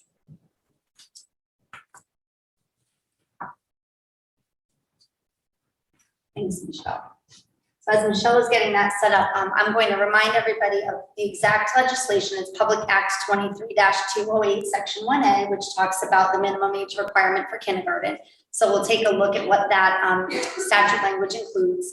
We'll talk a little bit about what we know about embracing and our youngest learners and their families into the school system, and some guiding principles that will really help us frame our plans moving forward for the 24-25 school year. We also will talk a little bit about this idea of assessment. Remember, we're talking about our little ones, which can be just over 48 months old. I always kind of describe them that way, or, 60 months old, they're little. So what we mean by that to determine developmental appropriateness. And then some plans for our district, our school system, planning forward with communication to families, some family sessions that we'll offer, and kindergarten registration, and how we'll bridge that working with our local preschools too. What the language actually states is that beginning with the 24, Michelle, on my slide 3, thank you so much. Beginning with the 24-25 school year, children need to turn 5 years old on or before September 1st in order to be automatically eligible for kindergarten. So this is a change from our current cutoff date, which has historically been January 1st. Our little ones have had to be 5 by January 1st to automatically enroll. Connecticut is actually on the later end of making this adjustment. This is something that we've been talking about in the state of Connecticut for many, many years. It is somewhat surprising that after many years of talking about this, that it was changed so abruptly. We'll talk about what that means for school systems and for families moving forward. This is kind of like the fine print, although it's not so fine in the sense that it's the same font size as everything else in the legislation, but something that we really need to be paying attention to. And that is that there are exceptions. So while the legislation talks about our children needing to be 5 to automatically enroll by September 1st, if a parent would like their child who is younger than 5 to be considered for enrollment, they would need to reach out to the building principal in writing and to request that we conduct an assessment to consider the child's developmental appropriateness for kindergarten. So this is just another way to look at it. This is a question that I think has, I don't know, plagued is probably too strong of a word, but troubled families for many, many years. And I've called these kids our burr babies because they're born in the months of September, October, November, and December. So they're the kiddos that traditionally have been really close to that January 1st deadline. And as we know, children develop at very different rates, especially those first few years of child development. And so some parents have struggled with this decision for many years, whether they should have their child enter at 4, almost 5, or waiting for a full year when they're 5, turning 6. So this is actually language that's taken right from an attachment that was included in the board packet that the CSDE put together as an informational document for families to use. And you can see that that last bullet is, if you believe that it is developmentally appropriate for your child to enter kindergarten, communicate with the elementary school to request an assessment for admitting your child. So one of the things that we've done outside of talking with our building principals and thinking about, and that means PALS, not PLES, I know that's here, about what their feeling is and thinking about how this will impact their schools and their classes and their staff and their students and families. We also, again, brought in a group of kindergarten teachers, representative one from every school. We also had Laura Straighten, who's our ELP director, and we also had a teacher representative from our ELP program. And we talked about, what do we actually know about our kiddos when they're entering kindergarten?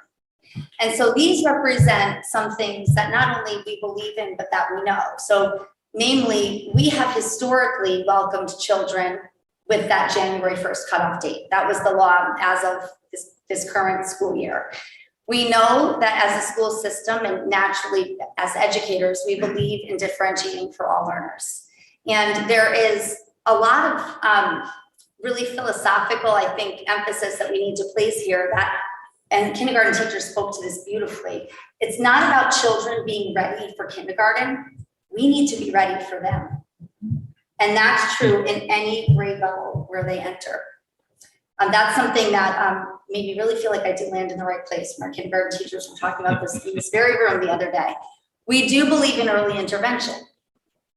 This is also a really important one.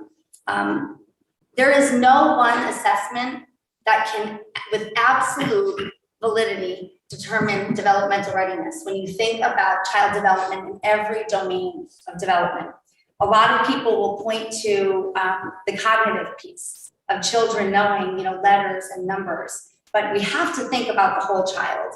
And so there isn't really one assessment that can, with exact validity, measure that and reliability. We also know that children on average will experience 5 months of continued development, typically, from the time that you would administer some type of assessment. So let's say that happens typically in March or April during kindergarten registration process. 5 months for a student that is 60 months old is kind of a lot of time. And a lot happens in those 5 months. So that's why we talk about that reliability and validity of those assessments. We also know, I mentioned this before, that our children naturally will meet these developmental milestones at their own rate and pace, which is a good thing. And this is a really key one. The late hour of this legislation does not leave districts or families with optimal time to prepare and plan. We know that many early learning centers have long wait lists, and some will not have the capacity to accommodate for these students, not only in Darien, but beyond. And maybe most significantly, we believe that all children deserve high quality early learning experiences. In Darien Public Schools, thanks to Rich's math skills, he's let us know that we typically on average would have about, and if I get this wrong, Rich, feel free to correct me, 30 students that would be these fur babies that we would be talking about as far as being students that could maybe wait a year before enrolling in kindergarten. This was, I think, being one who is really interested in the early learning part of our work. One part of our conversation the other day with our kindergarten and ELP team that I think was a really robust conversation, and one, again, that was about doing what's right for children. And one of our kindergarten teachers said, I'm thinking about this word assessment, and I had it in quotation marks, and I was so glad that she raised this as a point. What do we really mean by assessment? And one staff member to the next in the room talked about the fact that really this is about us getting feedback from a child and their family about who that little one is in that moment so that we can again plan our programming. We also started to talk about, when we think about bridging little ones from either ELP or another early learning program to kindergarten, what would be helpful for us to know? Many school districts do administer screeners, which, universal screener. And again, that's just to get information, to see where a child is holistically and see if there's something we should be tapping and looking further into. Another type of assessment that our kindergarten and ELP teachers thought would be important is, an observational opportunity where a child actually is either in their familiar setting in a preschool or early learning center or doing some kind of activity right here in our kindergarten classes, and we can plan for that. So we will continue to talk about the idea of assessment and what is helpful for us to know as we plan for our students. This is really a very tentative timeline because I'm learning a little bit about how enrollment and registration for kindergarten happens in Darien Public Schools. And we do know that our families are making plans now for the 24-25 school year. And so we will continue, Mrs. Klein and I, to meet with our kindergarten and ELP staff to think about our registration. We are taking the position, because of all of those principles that we spoke about, that it's really important that we be welcoming our students in. We're only really talking about a 12-week window, right? For the most part, these are the kids that we've historically been entering anyway, when they're born September 2nd to really December 31st.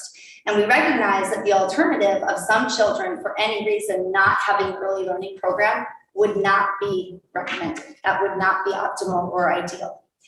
So I'm hearing that registration typically opens around February.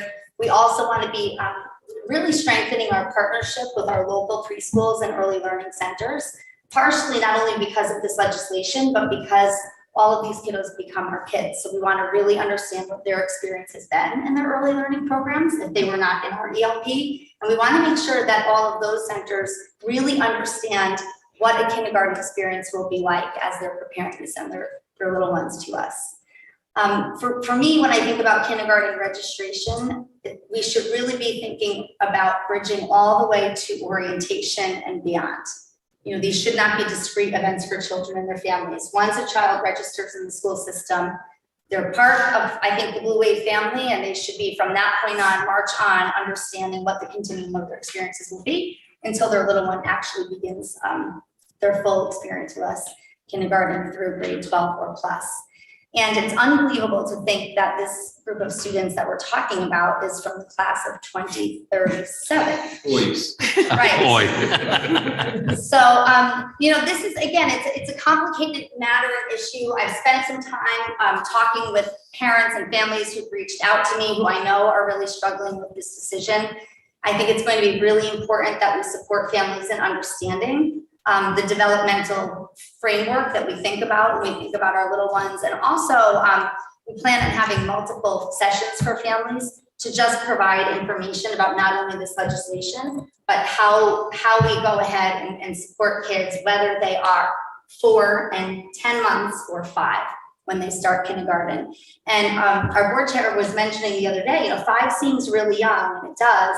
But one of the things I'd also like to remind this board about is the concurrent legislation for play-based learning. And when we think about how we present standards to our youngest learners, and we think about not only the curriculum of what they need to know, we have to be thinking about how we instruct them. Because if that is done in a developmentally appropriate way through play-based learning, it is absolutely appropriate for our 4 and 9 or 10 months and our 5-year-olds. So that is our work right now. We will continue to have conversation with our kindergarten staff and ELP staff. And we're happy, both Mrs. Klein and I, to take any questions that the board may have. Just one for clarification, just to make it very clear. The law requires us to give us an assessment. I actually asked the state in front of all of the rest of the state, the superintendents, the State Department, do you believe that you can give an assessment to determine young kids' readiness for kindergarten? And they refused to answer the question.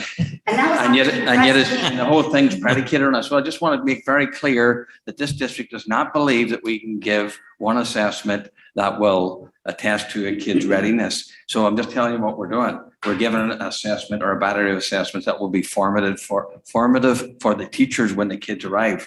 So essentially, if the people go through the process of asking for a screening for whatever that happens to be, they will be able to enter, and we'll use that screen along with other collected information to help the staff be ready for the students as they come and to know a wee bit about their learning. So I just want to make that part of it clear. Yeah, and that was after Dr. Adley pressed me. We've had many robust conversations about this. And also just through my work at the UConn Early Learning Program with our PK to 3 leadership program, this is obviously a hot topic.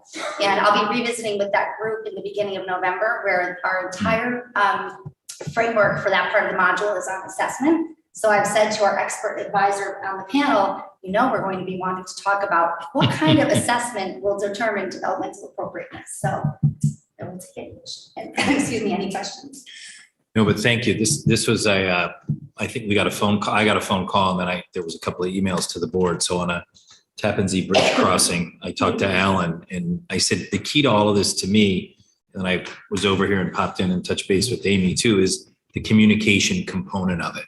And I think this has been a good kind of start in terms of getting us up to speed on it, but just even this slide in front of us, that's going to be the key. And then the points that you all mentioned about the assessment, but in a way doing what we continue to do, which is focusing on the student and what the student needs and letting the teacher be part of that, development of that student. So I think I much appreciated how this was presented. Thank you. And I'm grateful because one teacher to the next that met with us from each of the schools has indicated a real interest in staying on and talking about our programming and how we enter children through registration and beyond, regardless of their age. Great. Thank you. Sarah. So I'm curious if we can have a conversation about the impact of this, not only for next year, but going forward. So do we anticipate, so next year, we're not going to turn away anybody that's 4. Is that going to be the process going forward? How long? I don't know. I'm just curious how long we think that this ripple effect is going to happen. Well, that is a great question, and thank you for posing it. I would say one of the things that we need to play out a little bit is, of this 30 students in this district, how many will actually be those wanting to start the year early? I think we need to let that play out a little bit, but developmentally, and when we think about any kind of developmental readiness consideration, whether it's cognitive, social, emotional, behavioral, it could be that a 5-year-old or a 5 and 2-month-old is in a different spot than a given 4 and 10-month-olds, right? So I think that's really a philosophical question, and obviously a board question that we should continue to ponder and look at the data as it's coming in. But it would be my position that this is something that we should continue to have in practice. And then going forward, what does this do for our enrollment and for budgeting? How many, are we going to have to increase sections? Are we going to have to decrease sections? What do you think? How do you think this will play out? Richard, just to add on to that, Sarah, because where the question that popped into my head, is there anything we need to do now with has the demographer started? So he has started. Okay. He has asked for information about how we'll handle this, and he's going to build that into his demography report. If we had, Amy touched on it earlier, had this been in effect for the current school year and we get that hard and fast, if you're not 5, you're not coming in, we would have three sections less this year based on the number of, as Amy called it, bird babies. So obviously we're not necessarily saying that hard and fast, you can't come in if you're not 5, but that would be the type of effect you would have. Do you have any sense of how many bird babies? I love that term, bird babies. I have a bird baby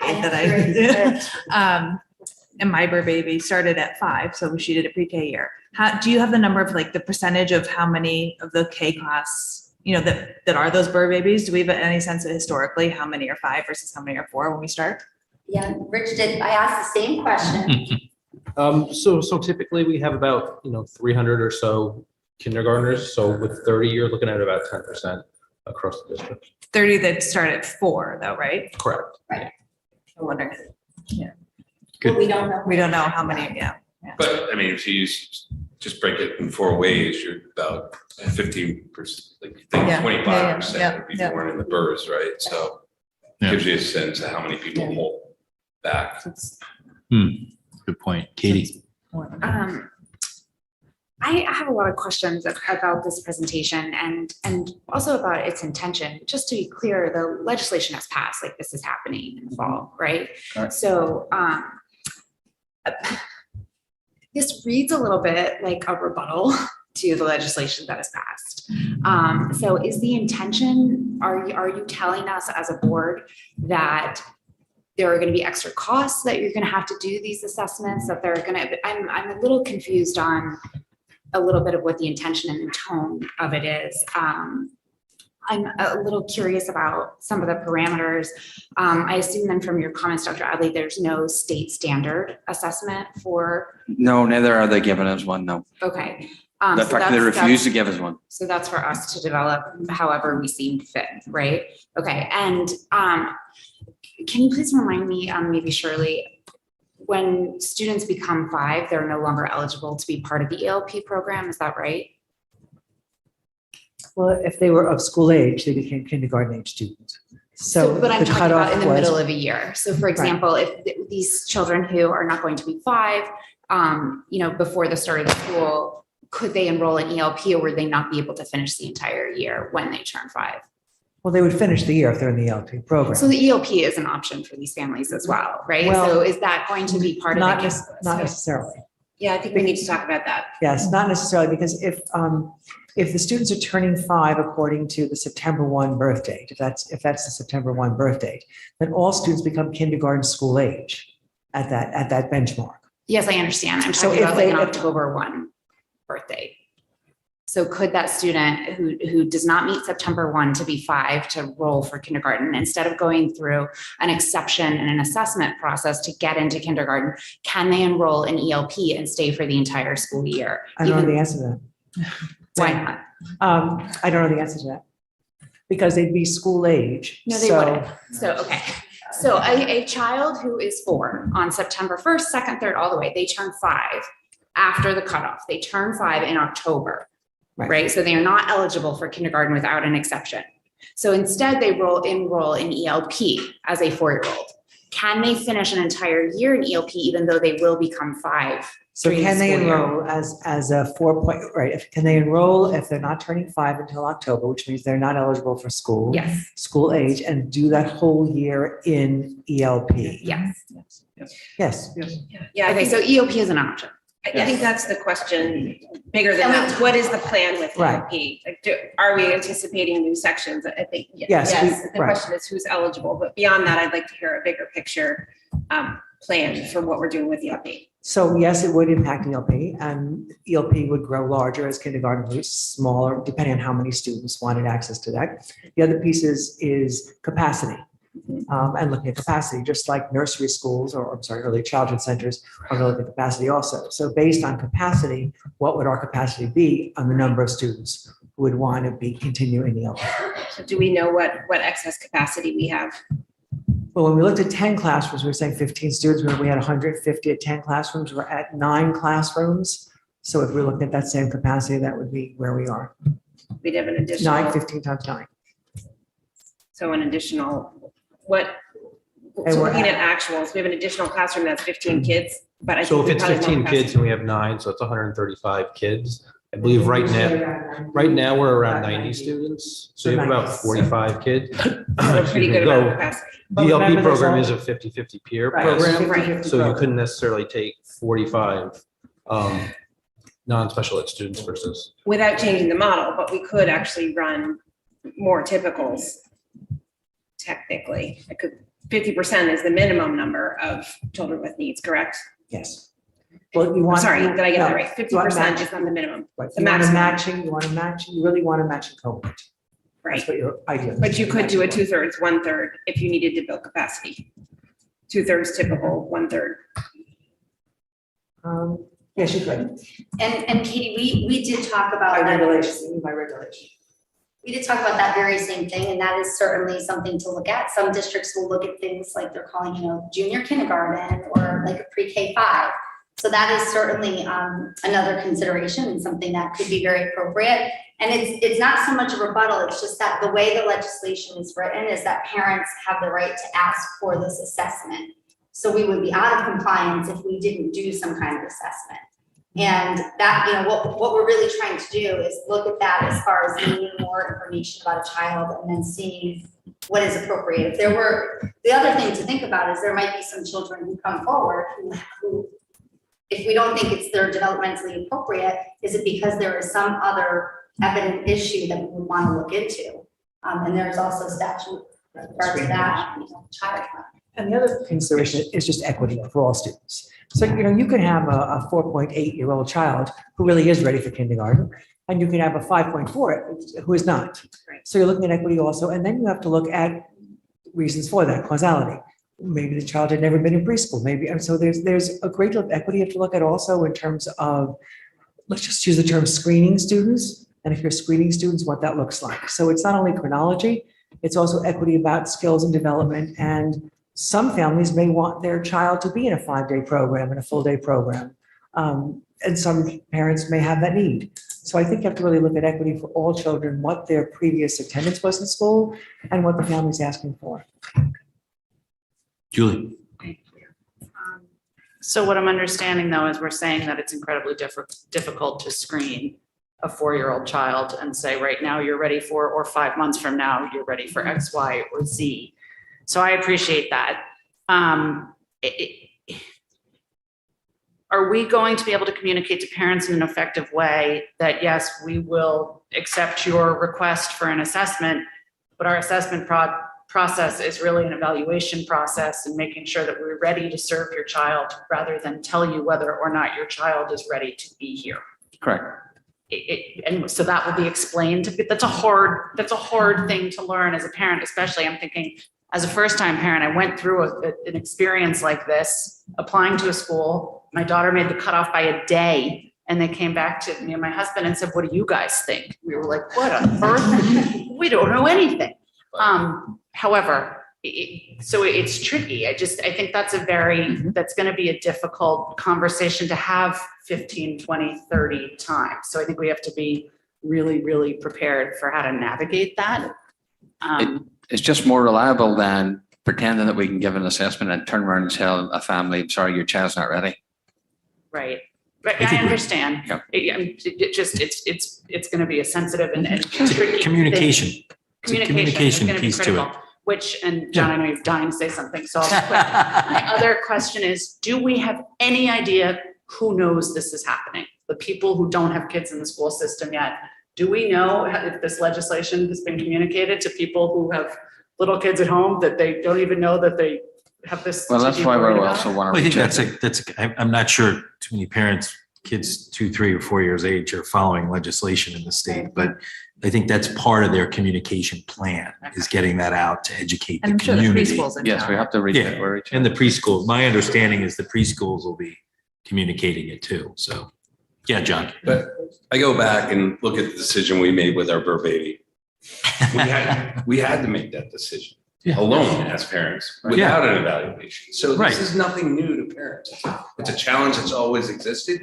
They're just rolling that challenge back to September 1st. I think the key. I mean, we all did it and it's all subjective. So like the panic around this, I don't get. Yeah, no, I don't get it. That's But what, Mr. Cheney, it is like a 12-week difference. Well, and again, we had to make that decision with our first and even our second, a June baby. Right. So. But we did too. But my point is, in the moment, it was hard. So let's just be prepared for that and recognize that parents are being put in a situation to make what feels like a daunting or like a big decision that they may not feel ready for. I'm not saying that we can make it go away or Yeah, should. I'm not arguing with you, but I guess I'm trying to put some, like, just a deep breath here in that it was December 1st and there was no defined cutoff. Like, so again, we struggled with a June baby. Right. Not baby at that point, but 5-year-old. So.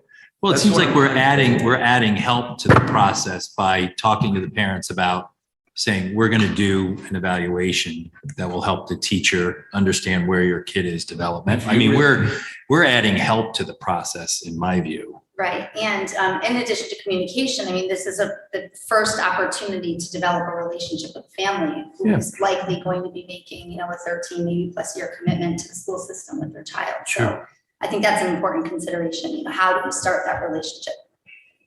Yeah. Robin. Just on the timeline, my first thought when I read this was that the outreach to preschools happening in March or April. I would think should be happening now, because that's when they're doing their budgeting and they're saying, okay, do we need to add an extra section of pre-K? Do we need to hire another pre-K teacher? Because if they're expecting or anticipating there might be a flux of additional students looking to do a pre-K year, and I had 2 of those, and I probably should have done 3, but didn't know that because that was my oldest. So, I mean, I do think parents could be interested in that, but the issue really is more of the capacity of the existing local schools. But I do think, I mean, they would probably accept students with open arms if they had the ability or the size to do it. And if I may just say to your question, that Laura's Straighten's been speaking to the nursery school, they're aware of that. I mean, actually, the question was, you want to open a nursery school? I mean, they know that this is the time to do it. So they're anticipating, to your point, Katie, also increased enrollment on that level and looking at what their capacity is going to be. That said, they don't necessarily have the capacity. So that bodes the same question. What about families and their ability to access preschool? So, but they are definitely talking about it. To me, it's a little bit of the board or the administration continue to watch and providing updates to the ELP component to it. To me, in the capacity, I mean, we built those 10 classrooms, we built that capacity, but to me, that's going to be kind of the linchpin as to how that plays out. I agree. Yeah. Dennis. For me, I build on what John's saying. I think this timeline is just, I mean, you talked about a June baby and you were questioning whether to put them in. I think, so most parents who have children who are born in October push them back and hold them back a year. Now that timeline's moved up to somewhere in the spring, and we're asking people to register in February. And I think that's a difficult dilemma of this development, and where you are in February may not be where you're going to be in September, but we need to know, and we need both in whether it's pre-K or kindergarten, we have to plan for both of those. I just think I do not envy Mr. Rudel this year trying to decipher the numbers as to where people are going to be. I think it's going to be really difficult budgeting for that. Good. Katie. Just one last thing on this topic that I think is important, it hasn't been mentioned, is that it's not just about where the kids are at 4 or 5. It's about how old are they going to be when they're graduating high school and going off to college. And, you know, as this presentation shows, if this administration, you know, has any counseling to do with parents, it would be to the benefit of everyone to recognize that fact that these children do not stay 4 and turn 5. They go on to be adults, and what developmentally they're ready for, whether physically, academically, you know, at 17, 18, 19 is sometimes more important than at 4 or 5. I'm so glad that you raised that, and the former middle school teacher in me agrees with you. That absolutely needs to be a part of a parent's decision and something that we talk about. Okay, not just that first 60 months. Is there a, to the point of the communication thing, to the point of that kind of point that Katie just made, maybe there's a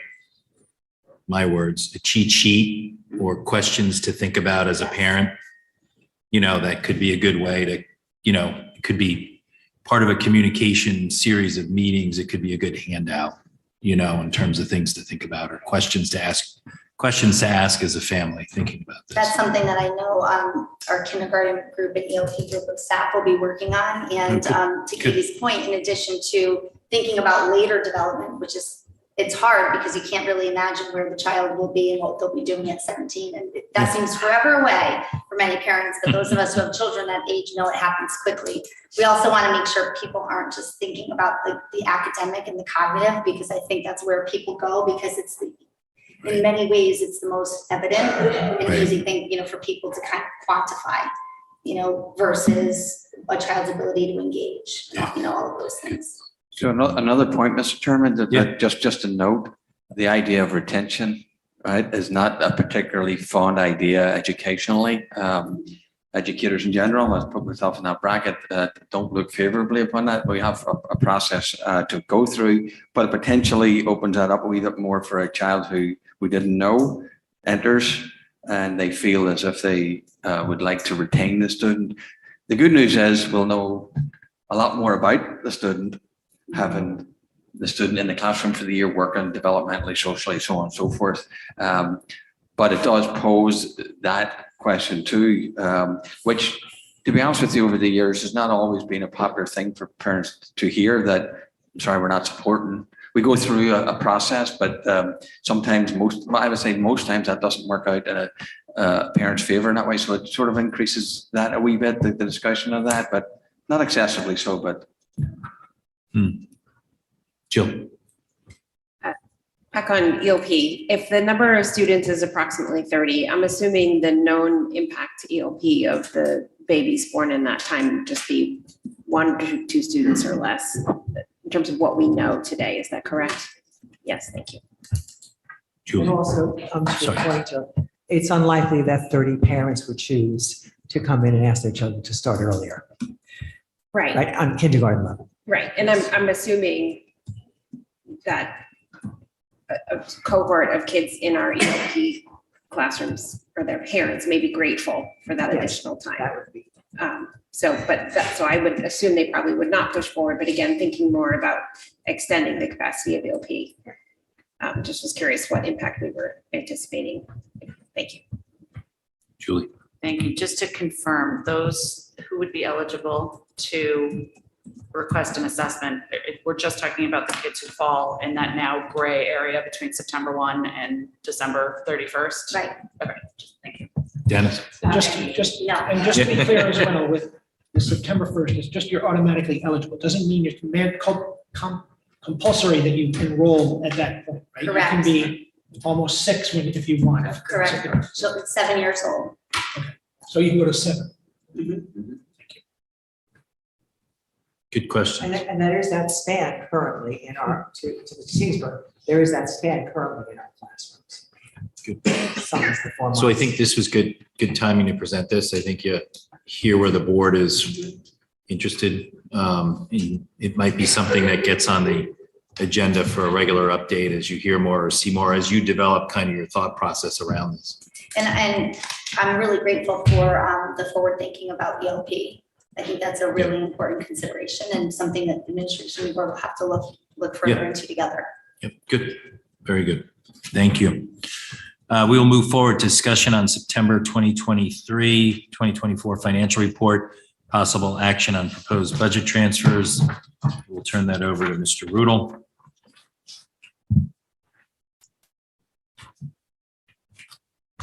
I know Mr. Rudel knows how to cut to the chase at 20 of 10 in the evening.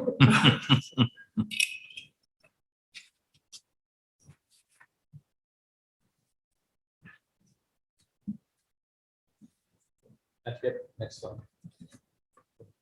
So this is the financial report through September. We are forecasting a deficit of $801,006. The general education RCs are forecasted at a deficit of $14,713. We did mention this at Finance Committee. I would expect by the October report, based on a couple of factors such as staff turnover, that we'll see that turn slightly positive in October. The special education RCs are forecasted at a deficit of $786,293. Salaries are forecasted right now at a deficit of $147,739. This is primarily driven by turnover. We fell short of turnover expectations by $345,000. We did talk about this at Finance Committee, but the gap between who we are hiring versus replacing have shrunk significantly. We do have salary savings of just over $80,000. The difference between salary savings and turnover largely is salary savings are not permanent savings. Those are largely due to the fact of when an employee starts. We did have one less enrollment in elementary schools that saved $60,000, and then contract support was a positive $56,000. Operating costs are forecasted at a deficit of just over $1 million. $443,000 relate to special education consultant services, and this relates to the 11 RBT support staff that were contracted for this school year. And then special education tuition is a deficit of $601,000. About a third of that does relate to the change in the law that has us required to educate students to 22. The one area positive really in the report is fixed. That is a positive $109,974. This is primarily related to health insurance. We do have census savings because we did have that under-enrolled class in Holmes Elementary School. And then we had some changes in census staff as well. We have some small savings in student accident insurance and then sewer as well. And then looking at revenue, we do have a positive $281,000. The bulk of that really is excess cost related. While the threshold has not been set or the reimbursement rate has not been set, we are spending more money in special education services, and a lot of that is excess cost eligible. So we are anticipating a larger reimbursement. Obviously, once the threshold is set and the reimbursement rate is set, that number will fluctuate slightly. And then we did exceed revenue expectations for Darien Summer School as well. So we do have 2 transfers for the board's consideration and approval. We are recommending taking the anticipated additional excess cost revenue due to the overages and expenditures and moving that to the tuition line item account. That reimbursement for excess cost is related to those overages and tuition. And then second, a transfer of $15,254 to go into tuition. And those are savings from special education health insurance census changes. Thank you, Rich. Board questions, comments? John. I just wanted to point out, a couple of things that we focused on and probably for future discussion. One, the turnover number, we're at 43% of what we were forecasting. So we're hiring teachers that are much more experienced in forecasting. And so this is a topic that came up in last year's budget discussion around surplus. So that's just something to watch that we're not getting the typical payback from. And then 2 was the unilateral placements for special ed. And I think we asked for some additional information to try to put this in context where this is vis-a-vis years prior. So. Good. Yep. Thank you, John. We have a motion to approve the September budget transfers. Dennis, second by John. All those in favor? That is unanimous with everyone present. Thank you. Thank you, Rich. We will move on to further discussion, possible action on proposed revisions to board policy 6220, challenges to instructional materials. I know we had a long conversation and I think we got to the wording that we were looking for at the last meeting. Mr. Brown unfortunately had to travel this evening. So with that, I will turn it over to Ms. Sion. I think made all of the changes that were requested last time. Yes, John. I missed that meeting. I just wanted to just put in record my thoughts behind it. I think that parental involvement in this district we're very proud of that. And we have it through many facets. So including parents in this process, I think 1 is consistent with what we've done previously, and 2, I think it increases the transparency around this issue, which is going to be a great help. And then Robin brought up an issue that I hope we can look at, or the administration can look at, and that's implement a process that will support choices of individual parents, guardians to look at certain pieces of material in libraries in which they will have parental discretion. I know Newtown looked at this in June. It became a controversial issue, but I think they found a good compromise, and it's something I'd love to see this board pursue in the future. It was a great suggestion. Good. Thank you, John. Katie. Thank you. I just want to say that I appreciate that we took the time to make this clear and have this in front of us so that we were all knew what we were talking about specifically. Because of that, I did notice a few things in the clean copies that there are a couple minor proofreading things in this that I think don't need to be discussed at the table, but a couple that don't change the content of the challenge, but I do think are important is I think it would be a good idea to change the wording of parent to guardian, and instead of saying him/herself, change that to themselves, and same things with the form that we ask them instead of he and she, changing that to they. I think that's more in line with other changes that the town has made in their statutes and policies, and it's just more inclusive overall. Good. Thank you, Katie. Julie. 2 quick questions. We use the term material being used. Does that include a library book when it's a material that's sitting on a shelf, but it's not being instructed necessarily? So that covers that. Okay. And we have chain of command in here. We have a chain of communication. I don't think we have a chain of command. I mean, we kind of do, but like I went on the website and if I'm trying to find a chain of command, I can't find one. But there is a chain of communication. So I think we should switch to that. You want to be head of the chain of command? No. Definitely. Thank you. Good pickup, Katie. Sorry, one more I No. saw in my note. I would also suggest that in section 5E that we mirror the language of the teachers where it says no more than 3 teachers and we put no more than 3 parents. In an event where we don't have people offering and volunteering and eligible for these, I would hate for that to be held up because we had 2 instead of 3. So Dennis. And maybe Katie's language fixes this, but I'm questioning of what if we have multiple people challenging the same material? Would that be they themselves? Would that cover plurality of people? No, not the panel, but challenge. The first, number one, the complainant will identify they or themselves. So yeah, would that accompany that? Yeah. I think so. So I think that's a good Yeah. check. Good point. Thank you. Good. Thanks, Dennis. We have to renumber this, I see. I see we'll go from 5 to Robin. 5. Just on Appendix A, I was looking at number 7 and number 8, and I wasn't sure if these were meant to be 2 separate questions, but one was please describe your objection and please be specific, cite words, et cetera. And then number 8, describe the nature of your objection, unless they meant that that might be something different than what they're citing above. I didn't know if that was meant to be 2 separate. It is. It is. Okay. I mean, we could combine it to one, but I think No, it was, okay. the number 7 is point out what specifically and then why. Okay, thank you. Okay, good. Thank you, Robin. Good.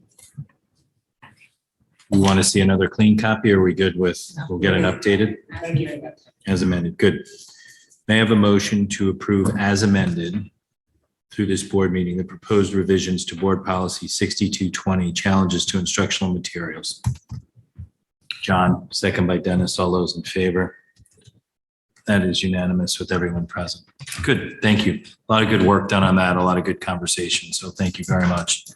We'll move on to first reading and discussion on proposed revisions to board policies 4125, evaluation, termination, and non-renewal of athletic coaches, 4150, administrative regulations regarding bloodborne pathogens, 4175, prohibition on recommendations for psychotropic drugs, 4300, employee use of district's computer systems and electronic communications, 4325, hiring of certified staff, and 4350, hiring of non-certified staff. I'll turn that over to Ms. Sion.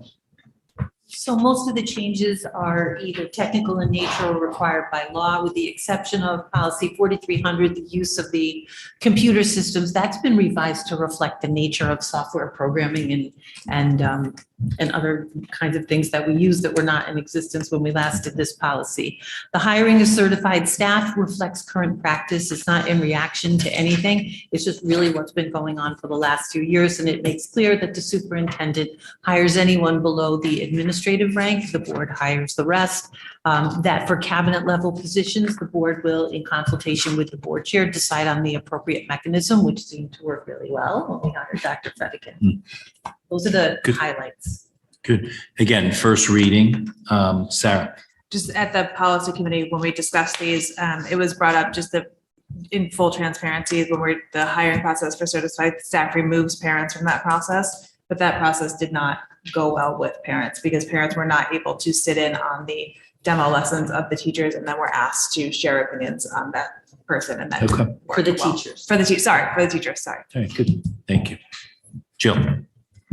So just picking up on that, I would love to make sure that I'm clear where parents can and can't participate. So for example, for administrators, parents are still eligible to participate, correct? Yes. And I know it says at the discretion, of the committee, but I'd prefer to leave parents in place where we can. Yes, absolutely. And 95% of the times they are. Yeah. There are certain instances where either because of timing or some other reason we haven't been able to, but the preference of all the administrators is to be inclusive with the parents for those positions. Okay. And how are those parents selected typically? Well, we try to get 2, but we, sometimes don't find that many. Okay. And you're not making those calls presumably. Who's? No, we usually reach out to the chair of the CDSP, but sometimes we also reach out to principals if we can only find one through CDSP, then the principal will sometimes look for a second volunteer. Thank you. Robin. Just one minor thing on policy 4375, and Sarah was just mentioning this. So for the teachers that are hired, I'm looking at the revised number 3, line 4, it still has in parentheses excluding PTO members, but that they had been deleted from the interview committee. So I think that could be removed there. Okay. Thank you, Rob. All right, again, first reading, so that will come back to us. Marge, anything on the personnel report to update us on? No, we made some progress, as you can see, with some hiring, but we still have some positions that are extremely difficult to fill. Special education teachers at the high school, although we've been doing demo lessons. Spanish at the elementary, we have 2 openings and very few applicants. So, I mean, we are trying our best, but it continues to be a challenge. How are those, Go ahead, Sarah. how are those elementary classes being filled, those Spanish positions? You know, it's a challenge. Is there a long-term sub? Is there a sub? Is there We have some people who are being supported as best they can, but it's just not easy. So in all transparency, I took a chance and put the openings up on Indeed, and we have some people who have some educational background who can speak Spanish. They're not necessarily certified, but the critical thing now is for us to get a body in there who speaks Spanish, likes kids, and we will support them and get them through the year, because that's just where we are. It's disheartening in this area, and we're not alone with world language at the elementary. It's very difficult to find people with the correct certification. The state gave us a little flexibility, but it's still very difficult. Fair enough. Good. All right. Thank you, Marge. We'll move on to our last action item, contract agreement between the Darien Board of Education and the Darien Administrators Association. Thank you for the negotiating committee and our friends on the Board of Finance. I think we came to a good place on the Darien Administrators Association. Anything you want to add there, Dr. Adley? No, I think it was negotiated in good faith, and I think there's information here that and a settlement agreement that is pleasing to the board and also pleasing to our administrators. And one of the objectives is to retain people, and that this contract does that, works towards that goal. Great, John. And then I was just going to say that, by taking the elementary assistant principals from 197 to 207, that was kind of consistent with what we were doing with the teachers contract, and trying to get more in par with our region in terms of what the APs were making relative to our peer districts. And so there's kind of thematics there, taking the less experienced people, I guess you would say, and bringing them up at par in compensation. Yep, good. No, thanks for bringing that point up. Good. Any other thoughts or questions? All right. May I have a motion to approve the contract agreement between the Darien Board of Education and the Darien Administrators Association for the period of July 1st, 2024 through June 30th, 2027. Julie, second by John. All those in favor? That is unanimous with everyone here. Thank you. That will now go through the normal process over to Town Hall and then through to the RTM. So Michelle, we will move back to public comment. Good evening. If anyone in person would like to participate in public comment, please wait for the chair to acknowledge you. You'll have 3 minutes to comment.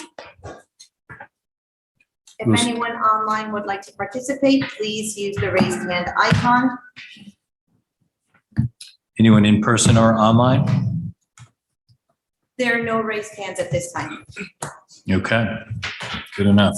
Well, that we will move to adjournment. Again, a heartfelt thank you to all of you.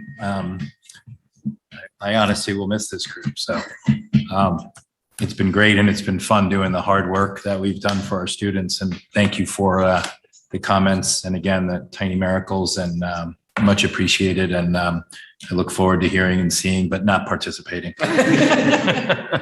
But thank you very much. Bravo to you guys for stepping up and volunteering, and the time and energy that you put into this board, this current group, and the other people that have participated in this board in my 9 years. A heartfelt thank you. And thanks for all those folks that participate from an audience standpoint, online or in person. It's always great. The amount of participation has only increased in my time on the board, and I think that's a good thing. We're listening, we're hearing. We've got to continue to do that with everyone, especially the students, and it'll continue to keep us as that top district in the state and in the country. So thank you. And a shout out to my friend, Mr. Burke, for staying through the whole meeting. Thank you, Mr. Burke. All right, thank you. May I have a motion to adjourn? Where's my gavel, Jill? Jill, second by Julie. All those in favor? Take a picture of this. This meeting is adjourned. Thank you.